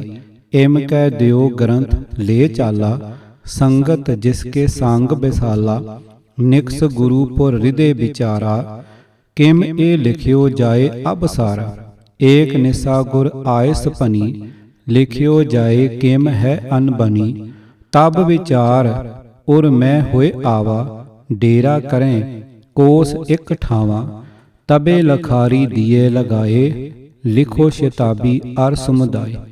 अपनी पुरी लग एक एक कोस, डेरा करत लिखियो अद सो। एक निस बस कर निज कर माहू, हटे कोस एक डेरा राहू। तिसी प्रकार सुदासर आए, आवत जाते सर्ब लखाए। अणहोणी गल विचार ਦੀ ਕਸਵੱਟੀ ਉੱਤੇ ਰੱਖਿਆਂ ਇਹ ਸਾਖੀ ਵੀ ਸਿਰੇ ਨਹੀਂ ਚੜ੍ਹਦੀ। ਅਸੀਂ ਪਿੱਛੇ ਵੇਖ ਚੁੱਕੇ ਹਾਂ ਕਿ ਅੰਮ੍ਰਿਤਸਰ ਤੋਂ ਮਾਂਗਟ ਘੱਟ ਤੋਂ ਘੱਟ 100 ਕੋਹ ਹੈ। ਇੱਕ ਕੋਹ ਰੋਜ਼ਾਨਾ ਪੈਂਡਾ ਕੀਤਿਆਂ ਆਉਣ ਵਿੱਚ 200 ਦਿਨ ਲੱਗੇ, 7 ਕੁ ਮਹੀਨੇ। ਸ੍ਰੀ ਦਰਬਾਰ ਸਾਹਿਬ ਵਿੱਚ ਗੁਰੂ ਗ੍ਰੰਥ ਸਾਹਿਬ ਜੀ ਦਾ ਇੱਕ ਵਾਰੀ ਪ੍ਰਕਾਸ਼ ਕਰਕੇ ਫਿਰ ਬੀੜ ਕਿਸੇ ਸਿੱਖ ਦੇ ਹਵਾਲੇ ਕਰ ਦੇਣੀ ਤੇ 7 ਕੁ ਮਹੀਨਿਆਂ ਲਈ ਦਰਬਾਰ ਸਾਹਿਬ ਵਿੱਚ ਸੁੰਝ ਵਰਤਾ ਦੇਣੀ, ਇਹ ਗੱਲ ਮੰਨੀ ਨਹੀਂ ਜਾ ਸਕਦੀ। ਕਵੀ ਜੀ ਆਪ ਹੀ ਲਿਖਦੇ ਹਨ ਕਿ ਬੀੜ ਦਾ ਪ੍ਰਕਾਸ਼ ਸੁਣ ਕੇ ਦੂਰੋਂ ਨੇੜਿਓਂ ਸਭ ਥਾਵਾਂ ਤੋਂ ਸਿੱਖ ਦਰਸ਼ਨ ਲਈ ਆਉਣ ਲੱਗ ਪਏ ਸਨ। ਪਰ ਜਦੋਂ ਬੀੜ ਭਾਈ ਬੰਨੋ ਦੇ ਸਪੁਰਦ ਕਰ ਦਿੱਤੀ ਗਈ, ਜਿਸ ਨੇ ਮੋੜਨ ਵਿੱਚ 7 ਕੁ ਮਹੀਨੇ ਲਾ ਦਿੱਤੇ, ਤਾਂ ਇਤਨੇ ਲੰਮੇ ਸਮੇਂ ਦੇ ਅੰਦਰ ਜਿਹੜੀਆਂ ਸੰਗਤਾਂ ਦਰਸ਼ਨ ਕਰਨ ਆਉਂਦੀਆਂ ਹੋਣਗੀਆਂ, ਉਹਨਾਂ ਦੀ ਨਿਰਾਸ਼ਤਾ ਵੇਖ ਕੇ ਸਤਿਗੁਰ ਜੀ ਉਹਨਾਂ ਨੂੰ ਕੀ ਢਾਰਸ ਦਿੰਦੇ ਹੋਣਗੇ ਕਿ ਇਹ ਨਿਰਾਸ਼ਤਾ ਨਰਾਦਰੀ ਵਿੱਚ ਸ਼ਾਮਲ ਨਹੀਂ ਹੋ ਸਕਦੀ। ਦੂਰੋਂ ਦੂਰੋਂ ਯੂਪੀ ਵਿੱਚੋਂ ਵੀ ਸਿੱਖ ਆਉਂਦੇ ਹੋਣਗੇ। ਇਹ ਤਾਂ ਕਿਸੇ ਨੂੰ ਵੀ ਪਤਾ ਨਹੀਂ ਸੀ ਕਿ ਭਾਈ ਬੰਨੋ ਨੇ ਇੱਕ ਇੱਕ ਕੋਹ ਦੀ ਮੰਜ਼ਲ ਸ਼ੁਰੂ ਕਰ ਦਿੱਤੀ ਹੋਈ ਹੈ। ਸਿੱਖ ਕਈ ਕਈ ਦਿਨ ਉਡੀਕ ਕੇ ਆਖਰ ਨਿਰਾਸ਼ ਹੋ ਕੇ ਵਾਪਸ ਚਲੇ ਜਾਂਦੇ ਹੋਣਗੇ। ਰਤਾ ਇਹ ਘਟਨਾ ਆਪਣੇ ਉੱਤੇ ਵਰਤਦੀ ਸਮਝ ਕੇ ਵਿਚਾਰੋ ਕਿ ਕਿਸੇ ਵੀ ਸਿੱਖ ਦੇ ਦਿਲ ਉੱਤੇ ਇਸ ਨਿਰਾਸ਼ਤਾ ਨਾਲ ਕੋਈ ਚੋਟ ਨਹੀਂ ਲੱਗਦੀ ਹੋਵੇਗੀ। ਜਿਨ੍ਹਾਂ ਲੋਕਾਂ ਨੂੰ ਦਿਮਾਗੀ ਗੁਲਾਮੀ ਵਿੱਚੋਂ ਕੱਢ ਕੇ ਗੁਰੂ ਨਾਨਕ ਪਾਤਸ਼ਾਹ ਜੀ ਨੇ ਬਾਕੀ ਗੁਰ ਵਿਅਕਤੀਆਂ ਨੇ ਸਵੈਮਾਨ ਦੀ ਕਦਰ ਤੇ ਜਾਂਚ ਸਿਖਾਈ ਸੀ, ਕਿ ਉਹ ਸਿੱਖ ਇਹ ਰੋਸ ਨਹੀਂ ਕਰਦੇ ਹੋਣਗੇ ਕਿ ਉਹਨਾਂ ਨੂੰ ਵਿਅਰਥ ਹੀ ਰਾਹਾਂ ਦੇ ਘੱਟੇ ਫੱਕਣੇ ਪਏ। ਪਰ ਇਹ ਗੱਲ ਵੀ ਅਚਰਜ ਤੇ ਅਣਹੋਣੀ ਹੈ ਕਿ ਭਾਈ ਬੰਨੋ ਤੇ ਉਸ ਦੇ ਇਲਾਕੇ ਦੀ ਸੰਗਤ ਤੋਂ ਬਿਨਾਂ ਹੋਰ ਕਿਸੇ ਪ੍ਰੇਮੀ ਸਿੱਖ ਨੂੰ ਜਾਂ ਕਿਸੇ ਇਲਾਕੇ ਦੀ ਸੰਗਤ ਨੂੰ ਬੀੜ ਮੰਗ ਕੇ ਆਪਣੇ ਵਤਨ ਲੈ ਜਾਣ ਦੀ ਤਾਂਘ ਹੀ ਪੈਦਾ ਨਾ ਹੋਈ, ਭਾਈ ਬੰਨੋ ਨੂੰ 7 ਕੁ ਮਹੀਨਿਆਂ ਲਈ ਬੀੜ ਮਿਲ ਜਾਣ ਤੇ ਵੀ ਕਿਸੇ ਹੋਰ ਸਿੱਖ ਦੇ ਅੰਦਰ ਇਹ ਚਾਉ ਨਾ ਉਪਜਿਆ ਕਿ ਇੱਕ ਵਾਰੀ ਬੀੜ ਮੰਗ ਵੀ ਦੇਣ ਦਾ ਰਿਵਾਜ ਚਲਾ ਕੇ ਸਤਿਗੁਰੂ ਜੀ ਕਿਸੇ ਹੋਰ ਸਿੱਖ ਨੂੰ ਨਾ ਕਰ ਸਕਦੇ ਸਨ। ਇਹ ਨਾ ਉਸ ਸਿੱਖ ਦੀ ਨਰਾਦਰੀ ਵਿੱਚ ਸ਼ਾਮਲ ਹੋ ਜਾਂਦੀ ਸੀ। ਇਸ ਤਰ੍ਹਾਂ ਤਾਂ ਹਰ ਇੱਕ ਇਲਾਕੇ ਵਿੱਚ ਬੀੜ ਭੇਜਿਆਂ ਸ੍ਰੀ ਦਰਬਾਰ ਸਾਹਿਬ ਵਿੱਚ ਮੁੜ ਪ੍ਰਕਾਸ਼ ਕਰਨ ਦੀ ਵਾਰੀ ਕਈ ਸਾਲ ਨਹੀਂ ਸੀ ਆ ਸਕਦੀ। ਮਾਂਗਟ ਦੇ ਪੈਂਡੇ ਦਾ ਮਤਭੇਦ। ਗੁਰਬਿਲਾਸ ਦੇ ਲਿਖਾਰੀ ਨੇ ਲਿਖਿਆ ਹੈ ਕਿ ਭਾਈ ਬੰਨੋ ਹਰ ਰੋਜ਼ 5 ਕੋ ਪੈਂਡਾ ਕਰਦੇ ਰਹੇ। ਕਵੀ ਸੰਤੋਖ ਸਿੰਘ 1 ਕੋ ਪੈਂਡਾ ਰੋਜ਼ਾਨਾ ਲਿਖਦੇ ਹਨ। ਇਸ ਦਾ ਵੀ ਖਾਸ ਕਾਰਨ ਜਾਪਦਾ ਹੈ। ਗੁਰਬਿਲਾਸ ਅਨੁਸਾਰ ਬੀੜ ਦੀ ਜਿਲਦ ਅਜੇ ਵੱਜਣੀ ਸੀ। ਸਾਰੀਆਂ ਜੋਜਾਂ ਵੱਖ-ਵੱਖ ਸਨ। ਬਹੁਤੇ ਲਿਖਾਰੀ ਉਤਾਰਾ ਕਰਨ ਤੇ ਲਾਏ ਜਾ ਸਕਦੇ ਸਨ। ਕਵੀ ਸੰਤੋਖ ਸਿੰਘ ਅਨੁਸਾਰ ਬੀੜ ਦਾ ਪ੍ਰਕਾਸ਼ ਦਰਬਾਰ ਸਾਹਿਬ ਵਿੱਚ ਹੋ ਚੁੱਕਿਆ ਸੀ। ਜਿਲਦ ਵੱਜ ਕੇ ਹੀ ਹੋ ਸਕਦਾ ਸੀ। ਜਿਲਦ ਵੱਜ ਚੁੱਕਣ ਤੇ ਬਹੁਤੇ ਲਿਖਾਰੀ ਇੱਕੋ ਵਕਤ ਉਤਾਰਾ ਨਹੀਂ ਕਰ ਸਕਦੇ ਸਨ। ਇਸ ਹਾਲਤ ਵਿੱਚ ਉਤਾਰੇ ਲਈ ਬਹੁਤੇ ਦਿਨਾਂ ਦੀ ਲੋੜ ਸੀ। ਸੋ ਕਵੀ ਜੀ ਨੇ 5 ਕੋਹ ਦੇ ਥਾਂ 1 ਕੋਹ ਰੋਜ਼ਾਨਾ ਕਰ ਦਿੱਤਾ। ਇੱਕੋ ਲਿਖਾਰੀ ਉਤਾਰੇ ਦਾ ਕੰਮ ਕਰ ਸਕਦਾ ਸੀ। ਪਰ ਕਵੀ ਜੀ ਨੇ ਲਿਖਿਆ ਹੈ ਕਿ ਭਾਈ ਬੰਨੋ ਨੇ ਕਈ ਲਿਖਾਰੀ ਇਸ ਕੰਮ ਤੇ ਲਾ ਦਿੱਤੇ। ਸ਼ਾਇਦ ਇੱਕ ਦੂਜੇ ਨੂੰ ਸਾਹ ਦਿਵਾਉਣ ਲਈ ਲਾਏ ਗਏ ਹੋਣਗੇ। ਉਂਝ ਸਧਾਰਨ ਹਾਲਤ ਵਿੱਚ ਲੋੜ ਤਾਂ ਇੱਕੋ ਦੀ ਹੀ ਸੀ। ਥਿੱਤਾਂ ਦਾ ਫਰਕ। ਕਵੀ ਸੰਤੋਖ ਸਿੰਘ ਜੀ ਦੀ ਇਹ ਸਾਖੀ ਨੂੰ ਹੁਣ ਇੱਕ ਹੋਰ ਦ੍ਰਿਸ਼ਟੀਕੋਣ ਤੋਂ ਵਿਚਾਰੋ। ਸ੍ਰੀ ਦਰਬਾਰ ਸਾਹਿਬ ਵਿੱਚ ਬੀੜ ਦਾ ਪਹਿਲਾ ਪ੍ਰਕਾਸ਼ ਕਦੋਂ ਹੋਇਆ? ਭਾਦਰੋਂ ਸੁਦੀ ਏਕਮ ਨੂੰ। ਇਸ ਥਿੱਤ ਤੋਂ ਅਗਾਂਹ ਪਿਛਾਂਹ ਅਸੀਂ ਨਹੀਂ ਜਾ ਸਕਦੇ। ਭਾਈ ਗੁਰਦਾਸ ਜੀ ਨੇ ਆਦਿ ਬੀੜ ਦੀ ਸਾਰੀ ਮੂਲ ਬਾਣੀ ਕਦੋਂ ਮੁਕਾਈ? ਭਾਦਰੋਂ ਵਦੀ ਏਕਮ ਨੂੰ। ਤਤਕਰੇ ਦੇ ਆਰੰਭ ਵਿੱਚ ਇਹ ਤਰੀਕ ਲਿਖੀ ਹੋਈ ਹੈ। ਕਵੀ ਸੰਤੋਖ ਸਿੰਘ ਜੀ ਦੀ ਮਿੱਥ ਅਨੁਸਾਰ ਭਾਈ ਬੰਨੋ ਨੇ ਆਦਿ ਬੀੜ ਦਾ ਉਤਾਰਾ ਮਾਂਗਟ ਜਾਣ ਆਉਣ ਵਿੱਚ ਲੱਗੇ ਸਮੇਂ 7 ਕੁ ਮਹੀਨਿਆਂ ਵਿੱਚ ਕੀਤਾ। ਇਸ ਹਿਸਾਬ ਅਗਲੇ ਸੰਮਤ 1662 ਦਾ ਚੇਤਰ ਜਾ ਬਣਦਾ ਹੈ। ਪਰ ਭਾਈ ਬੰਨੋ ਵਾਲੀ ਬੀੜ ਉੱਤੇ ਮੂਲ ਬਾਣੀ ਦੇ ਉਤਾਰੇ ਦੀ ਥਿੱਤ ਅਸੂਵਦੀ 1 ਸੰਮਤ 1661 ਲਿਖੀ ਹੋਈ ਹੈ। ਅਸੂਵਦੀ ਏਕਮ ਨੂੰ ਉਤਾਰਾ ਆਰੰਭ ਨਹੀਂ ਕੀਤਾ ਗਿਆ ਸੀ, ਖਤਮ ਕੀਤਾ ਗਿਆ ਸੀ। ਸਿਰਫ ਤਤਕਰਾ ਬਣਨਾ ਰਹਿ ਗਿਆ ਸੀ। ਇੱਥੋਂ ਸਾਫ਼ ਪ੍ਰਗਟ ਹੈ ਕਿ ਉਤਾਰੇ ਸੰਬੰਧੀ ਕਵੀ ਸੰਤੋਖ ਸਿੰਘ ਜੀ ਵਾਲੀ ਸਾਖੀ ਵੀ ਸਿਰੇ ਨਹੀਂ ਚੜ੍ਹ ਸਕਦੀ। ਸ੍ਰੀ ਦਰਬਾਰ ਸਾਹਿਬ ਵਿੱਚ ਪ੍ਰਕਾਸ਼ ਕਰਨ ਤੋਂ ਪਿੱਛੋਂ ਆਦਿ ਬੀੜ ਭਾਈ ਬੰਨੂ ਦੇ ਨਾਂ ਸਪੁਰਦ ਹੋਈ ਤੇ ਨਾ ਹੀ ਮਾਂਗੜ ਦੇ ਪੈਂਡਿਆਂ ਵਿੱਚ ਇਸ ਦਾ ਉਤਾਰਾ ਹੋਇਆ। ਉਤਾਰਾ ਕਿਵੇਂ ਹੋਇਆ? ਇਹ ਨਿਰਣਾ ਕਰਨ ਲਈ ਸਾਨੂੰ 3 ਥਿੱਤਾਂ ਜ਼ਰੂਰ ਅੱਖਾਂ ਦੇ ਸਾਹਮਣੇ ਰੱਖਣੀਆਂ ਪੈਣਗੀਆਂ। ਨੰਬਰ 1, ਸੰਮਤ 1661 ਭਾਦਰੋਂ ਵਦੀ ਏਕਮ, ਜਦੋਂ ਭਾਈ ਗੁਰਦਾਸ ਜੀ ਨੇ ਆਦਿ ਬੀੜ ਦੀ ਸਾਰੀ ਮੂਲ ਬਾਣੀ ਲਿਖ ਲਈ ਸੀ ਤੇ ਤਤਕਰਾ ਸ਼ੁਰੂ ਕਰਨ ਲੱਗੇ ਸਨ। ਨੰਬਰ 2, ਸੰਮਤ 1661 ਭਾਦਰੋਂ ਸੁਦੀ ਏਕਮ, ਜਦੋਂ ਆਦਿ ਬੀੜ ਦਾ ਪਹਿਲਾ ਪ੍ਰਕਾਸ਼ ਸ੍ਰੀ ਦਰਬਾਰ ਸਾਹਿਬ ਵਿੱਚ ਹੋਇਆ ਸੀ। ਨੰਬਰ 3, ਸੰਮਤ 1661 ਅਸੂਵਦੀ ਏਕਮ, ਜਦੋਂ ਭਾਈ ਬੰਨੋ ਵਾਲੀ ਬੀੜ ਦੀ ਸਾਰੀ ਮੂਲ ਬਾਣੀ ਲਿਖੀ ਗਈ ਸੀ ਤੇ ਤਤਕਰਾ ਸ਼ੁਰੂ ਹੋਣ ਲੱਗਾ ਸੀ। ਉੱਪਰ ਲਿਖੀਆਂ ਥਿੱਤਾਂ ਦਾ ਧਿਆਨ ਰੱਖ ਕੇ ਅਸੀਂ ਇਹ ਗੱਲ ਚੇਤੇ ਰੱਖੀਏ ਕਿ ਆਦਿ ਬੀੜ ਦੀ ਮੂਲ ਬਾਣੀ ਦੀ ਮੁਕੰਮਲ ਲਿਖਾਈ ਅਤੇ ਭਾਈ ਬੰਨੋ ਵਾਲੀ ਬੀੜ ਦੀ ਮੂਲ ਬਾਣੀ ਦੀ ਮੁਕੰਮਲ ਲਿਖਾਈ ਵਿੱਚ ਸਿਰਫ 1 ਮਹੀਨੇ ਦੀ ਵਿੱਥ ਪੈਂਦੀ ਹੈ। ਇਸ ਦਾ ਭਾਵ ਇਹ ਹੈ ਕਿ ਜੋ ਕੰਮ ਭਾਈ ਗੁਰਦਾਸ ਜੀ ਨੇ ਤਕਰੀਬਨ 1 ਸਾਲ ਵਿੱਚ ਕੀਤਾ ਸੀ, ਉਸ ਦਾ ਉਤਾਰਾ ਭਾਈ ਬੰਨੋ ਦੇ 12 ਲਿਖਾਰੀਆਂ ਨੇ 1 ਮਹੀਨੇ ਵਿੱਚ ਆਦਿ ਬੀੜ ਤੋਂ ਕਰ ਲਿਆ। ਆਦਿ ਬੀੜ ਭਾਦਰੋਂ ਵਦੀ ਏਕਮ ਤੋਂ ਲੈ ਕੇ ਅਸੂਵਦੀ ਏਕਮ ਤੱਕ ਭਾਈ ਬੰਨੋ ਦੇ 12 ਲਿਖਾਰੀਆਂ ਪਾਸ ਰਹੀ। ਪਰ ਇਹ ਮਿੱਥ ਵੀ ਮੰਨੀ ਨਹੀਂ ਜਾ ਸਕਦੀ। ਭਾਦਰੋਂ ਵਦੀ ਏਕਮ ਤੋਂ ਭਾਈ ਗੁਰਦਾਸ ਜੀ ਨੇ ਤਤਕਰਾ ਲਿਖਣਾ ਸ਼ੁਰੂ ਕੀਤਾ ਸੀ। ਤਤਕਰਾ ਤਦੋਂ ਹੀ ਲਿਖਿਆ ਜਾ ਸਕਦਾ ਸੀ ਜੇ ਮੂਲ ਬਾਣੀ ਦੀ ਬੀੜ ਤਤਕਰਾ ਲਿਖਣ ਵਾਲੇ ਦੇ ਪਾਸ ਹੋਵੇ। ਇਹ ਤਤਕਰਾ ਲਿਖਣ ਵਿੱਚ 10 ਕੁ ਦਿਨ ਲੱਗੇ ਹੋਣਗੇ ਤੇ ਇਸ ਤੋਂ 4 ਦਿਨ ਪਿੱਛੋਂ ਭਾਦਰੋਂ ਸੁਦੀ ਏਕਮ ਨੂੰ ਆਦਿ ਬੀੜ ਦਾ ਸ੍ਰੀ ਦਰਬਾਰ ਸਾਹਿਬ ਵਿੱਚ ਪ੍ਰਕਾਸ਼ ਵੀ ਕੀਤਾ ਜਾਣਾ ਸੀ। ਇਹਨਾਂ 4 ਦਿਨਾਂ ਵਿੱਚ ਬੀੜ ਦੀ ਜਿਲਦ ਬੱਜੀ ਤੇ ਸੁਕਾਈ ਗਈ। ਕਿਸੇ ਵੀ ਹਾਲਤ ਵਿੱਚ ਇਹ 2 ਹਫ਼ਤੇ ਆਦਿ ਬੀੜ ਭਾਈ ਬੰਨੋ ਦੇ ਲਖਾਰੀਆਂ ਨੂੰ ਨਹੀਂ ਮਿਲ ਸਕਦੀ ਸੀ। ਭਾਦਰੋਂ ਸੁਦੀ ਏਕਮ ਨੂੰ ਆਦਿ ਬੀੜ ਦਾ ਪ੍ਰਕਾਸ਼ ਕੀਤਾ ਗਿਆ। ਫਿਰ ਤਾਂ ਉੱਕਾ ਹੀ ਇਹ ਅਸੰਭਵ ਹੋ ਗਿਆ ਕਿ ਭਾਈ ਬੰਨੋ ਦੇ ਲਖਾਰੀ ਸ੍ਰੀ ਦਰਬਾਰ ਸਾਹਿਬ ਵਿੱਚ ਪ੍ਰਕਾਸ਼ ਹੋਈ ਬੀੜ ਤੋਂ ਉਤਾਰਾ ਕਰ ਸਕਣ। ਉਧਰ ਭਾਈ ਬੰਨੋ ਵਾਲੀ ਬੀੜ ਦੇ ਤਤਕਰੇ ਦੇ ਸ਼ੁਰੂ ਵਿੱਚ ਲਿਖਿਆ ਹੋਇਆ ਹੈ ਕਿ ਅਸੂਵਦੀ ਏਕਮ ਨੂੰ ਸਾਰੀ ਮੂਲ ਬਾਣੀ ਦਾ ਉਤਾਰਾ ਵੀ ਹੋ ਗਿਆ। ਇੱਥੋਂ ਇੱਕ ਗੱਲ ਸਾਫ਼ ਦਿਸ ਰਹੀ ਹੈ ਕਿ ਭਾਈ ਬੰਨੋ ਵਾਲੀ ਬੀੜ ਦਾ ਬਹੁਤਾ ਉਤਾਰਾ ਭਾਦਰੋਂ ਵਦੀ ਏਕਮ ਤੋਂ ਪਹਿਲਾਂ ਹੀ ਹੋ ਗਿਆ ਸੀ। ਇਹ ਕਿਵੇਂ ਹੋ ਸਕਿਆ? ਇਸ ਬਾਰੇ ਇਹੀ ਕਿਹਾ ਜਾ ਸਕਦਾ ਹੈ ਕਿ ਜਦੋਂ ਭਾਈ ਗੁਰਦਾਸ ਜੀ ਆਦਿ ਬੀੜ ਦਾ ਬਹੁਤ ਸਾਰਾ ਹਿੱਸਾ ਲਿਖ ਚੁੱਕੇ ਤਾਂ ਗੁਰੂ ਅਰਜਨ ਸਾਹਿਬ ਨੇ ਦੂਜਾ ਉਤਾਰਾ ਕਰਾਉਣ ਲਈ ਭਾਈ ਬੰਨੋ ਦੀ ਨਿਗਰਾਨੀ ਵਿੱਚ ਕੁਝ ਲਖਾਰੀ ਉਤਾਰੇ ਦੇ ਕੰਮ ਉੱਤੇ ਲਵਾਏ। ਜਿਲਦ ਅਜੇ ਬੱਜੀ ਹੀ ਨਹੀਂ ਸੀ, ਜੁਜ਼ਾਂ ਵੱਖ-ਵੱਖ ਸਨ। ਸਾਰਾ ਕੰਮ ਲਖਾਰੀਆਂ ਵਿੱਚ ਵੰਡਿਆ ਗਿਆ। ਭਾਈ ਗੁਰਦਾਸ ਜੀ ਵਾਲਾ ਤਤਕਰਾ ਮੁਕੰਮਲ ਹੋਣ ਦੇ ਵੇਲੇ ਤੱਕ ਇਸੇ ਤਰ੍ਹਾਂ ਉਤਾਰੇ ਦਾ ਕੰਮ ਜਾਰੀ ਰਹਿ ਸਕਦਾ ਸੀ।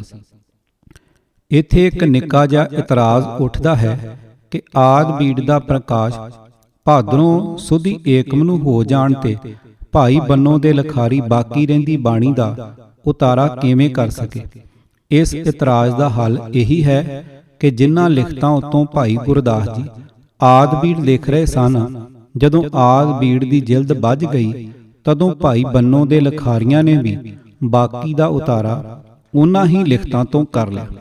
ਇੱਥੇ ਇੱਕ ਹੋਰ ਨਵਾਂ ਸ਼ੱਕ ਉੱਠ ਖਲੋਂਦਾ ਹੈ ਕਿ ਉਹ ਲਿਖਤਾਂ ਕਿਹੜੀਆਂ ਸਨ ਜਿਨ੍ਹਾਂ ਉੱਤੋਂ ਭਾਈ ਗੁਰਦਾਸ ਜੀ ਉਤਾਰਾ ਕਰ ਰਹੇ ਸਨ।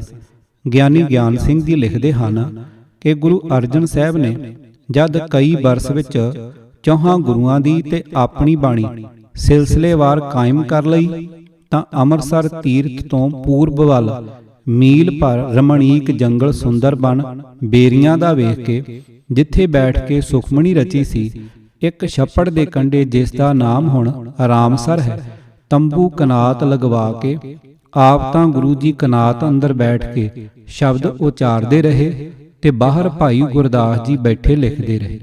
ਹੋਰ ਪ੍ਰੇਮੀ ਸਿੱਖ ਵੀ ਬਾਹਰ ਬੈਠੇ ਸੁਣਦੇ ਰਹਿੰਦੇ। ਨਿਤਨੇਮ ਅੰਮ੍ਰਿਤ ਵੇਲੇ ਤੋਂ 1.5 ਪਹਿਰ ਤੱਕ ਲਿਖਵਾਉਂਦੇ। ਇਸ ਲਿਖਤ ਵਿੱਚ ਗਿਆਨੀ ਜੀ ਨੇ 2 ਗੱਲਾਂ ਦਸੀਆਂ ਹਨ। ਨੰਬਰ 1, ਗੁਰੂ ਅਰਜਨ ਸਾਹਿਬ ਜੀ ਨੇ ਸਾਰੇ ਗੁਰ ਵਿਅਕਤੀਆਂ ਦੀ ਤੇ ਆਪਣੀ ਬਾਣੀ ਸਿਲਸਿਲੇਵਾਰ ਕਰ ਲਈ। ਨੰਬਰ 2, ਸਿਲਸਿਲੇਵਾਰ ਕੀਤੀ ਬਾਣੀ ਤੋਂ ਸਤਿਗੁਰੂ ਜੀ ਆਪ ਤੰਬੂ ਵਿੱਚ ਬੈਠ ਕੇ ਤੰਬੂ ਤੋਂ ਬਾਹਰ ਬੈਠੇ ਭਾਈ ਗੁਰਦਾਸ ਜੀ ਨੂੰ ਲਿਖਾਉਂਦੇ ਗਏ। ਗਿਆਨੀ ਗਿਆਨ ਸਿੰਘ ਜੀ ਦੀ ਇਹ ਦੂਜੀ ਗੱਲ ਅਣਹੋਣੀ ਹੈ। ਜਦੋਂ ਗੁਰੂ ਅਰਜਨ ਸਾਹਿਬ ਨੇ ਸਾਰੀ ਬਾਣੀ ਨੂੰ ਸਿਲਸਿਲੇਵਾਰ ਕਰ ਲਿਆ ਤੇ ਇਹੀ ਕੰਮ ਬਹੁਤ ਔਖਾ ਸੀ ਤਾਂ ਆਪ ਲਿਖਾਈ ਜਾਣ ਦੀ ਲੋੜ ਹੀ ਮੁੱਕ ਗਈ ਸੀ। ਸਿਲਸਿਲੇਵਾਰ ਕੀਤੇ ਉਹ ਸਾਰੇ ਪੱਤਰੇ ਭਾਈ ਗੁਰਦਾਸ ਜੀ ਦੇ ਹਵਾਲੇ ਕਰ ਦੇਣੇ ਹੀ ਕਾਫੀ ਸਨ। ਉਹਨਾਂ ਉੱਤੋਂ ਉਤਾਰਾ ਹੀ ਕਰਨਾ ਸੀ। ਸਤਿਗੁਰੂ ਜੀ ਦੇ ਨਿਗਰਾਨੀ ਵਿੱਚ ਭਾਈ ਸਾਹਿਬ ਸਹੀ ਉਤਾਰਾ ਕਰ ਸਕਦੇ ਸਨ। ਜਿਨ੍ਹਾਂ ਸੱਜਣਾਂ ਨੂੰ ਲਿਖਣ ਦਾ ਤਜਰਬਾ ਹੈ ਉਹ ਜਾਣਦੇ ਹਨ ਕਿ ਕਿਸੇ ਦੇ ਲਿਖਾਇਆਂ ਲਿਖਣ ਨਾਲ ਕਈ ਲਫ਼ਜ਼ ਲਿਖਾਈ ਵਿੱਚੋਂ ਰਹਿ ਜਾਣ ਦਾ ਡਰ ਹੁੰਦਾ ਹੈ। ਇਹ ਠੀਕ ਹੈ ਕਿ ਵੇਖ ਕੇ ਉਤਾਰਾ ਕਰਨ ਨਾਲੋਂ ਇਹ ਤਰੀਕਾ ਸੌਖਾ ਜ਼ਰੂਰ ਹੈ, ਪਰ ਇਸ ਹਾਲਤ ਵਿੱਚ ਇਹ ਵੀ ਜ਼ਰੂਰੀ ਹੈ ਕਿ ਲਿਖਾਣ ਵਾਲਾ ਹਰੇਕ ਵਾਕ ਨੂੰ ਕਈ ਵਾਰ ਦੁਹਰਾਉਂਦਾ ਜਾਏ। ਪਰ ਗੁਰਬਾਣੀ ਬਾਰੇ ਤਾਂ ਇਸ ਤਰ੍ਹਾਂ ਦੀ ਲਿਖਾਈ ਉੱਕਾ ਹੀ ਅਸੰਭਵ ਹੈ। ਤੁਸੀਂ ਮੂਲ ਉੱਤੋਂ ਵੇਖ ਕੇ ਲਿਖੋ, ਫਿਰ ਵੀ ਸ਼ਬਦ ਜੋੜਾਂ ਵਿੱਚ ਕਈ ਗਲਤੀਆਂ ਰਹਿ ਜਾਣਗੀਆਂ। ਗੁਰਬਾਣੀ ਨੂੰ ਸ਼ੁੱਧ ਜੋੜਾਂ ਨਾਲ ਲਿਖਣ ਦਾ ਇੱਕੋ ਇੱਕ ਤਰੀਕਾ ਹੈ ਕਿ ਮੂਲ ਤੋਂ ਵੇਖ ਕੇ ਜ਼ਬਾਨੀ ਉਚਾਰੀ ਸੁਣ ਕੇ ਨਹੀਂ ਲਿਖੀ ਜਾਏ। ਵੇਖ ਕੇ ਵੀ ਸ਼ੁੱਧ ਲਿਖਾਈ ਤਦੋਂ ਹੀ ਸੰਭਵ ਹੈ ਜੇ ਲਿਖਾਰੀ ਗੁਰਬਾਣੀ ਦੀ ਬੋਲੀ ਦੇ ਵਿਆਕਰਣਕ ਨਿਯਮਾਂ ਦੀ ਸੂਝ ਰੱਖਦਾ ਹੋਵੇ। ਕਿਸੇ ਹੋਰ ਦੇ ਲਿਖਾਇਆਂ ਗੁਰਬਾਣੀ ਨੂੰ ਸ਼ੁੱਧ ਲਿਖ ਲੈਣਾ ਇਹ ਗੱਲ ਤਕਰੀਬਨ ਅਸੰਭਵ ਹੈ। ਸਾਡੇ ਇਤਿਹਾਸਕਾਰਾਂ ਦੇ ਲਿਖੇ ਅਨੁਸਾਰ ਤਾਂ ਇਹ ਕੰਮ ਸਗੋਂ ਹੋਰ ਵਧੇਕ ਅਨਹੋਣਾ ਹੋ ਗਿਆ। ਤੰਬੂ ਦੇ ਅੰਦਰੋਂ ਸਤਿਗੁਰੂ ਜੀ ਬੋਲੀ ਜਾਣ ਤੇ ਤੰਬੂ ਤੋਂ ਬਾਹਰ ਬੈਠੇ ਭਾਈ ਗੁਰਦਾਸ ਜੀ ਹਰੇਕ ਲਫ਼ਜ਼ ਵੀ ਲਿਖੀ ਜਾਣ ਤੇ ਜੋੜ ਵੀ ਸ਼ੁੱਧ ਰੱਖ ਸਕਣ। ਇਹ ਮਿੱਥ ਉਹੀ ਮੰਨਣਗੇ ਜਿਨ੍ਹਾਂ ਨੂੰ ਗੁਰਬਾਣੀ ਲਿਖਣ ਦਾ ਰਤਾ ਭਰ ਵੀ ਤਜਰਬਾ ਨਹੀਂ ਹੈ। ਤਜਰਬਾ ਕਰ ਵੇਖੋ ਤੇ ਬੇਸ਼ੱਕ ਕਿਸੇ ਚੋਟੀ ਦੇ ਸਿਆਣੇ ਲਖਾਰੀ ਦੀ ਰਾਹੀਂ ਕਰ ਵੇਖੋ।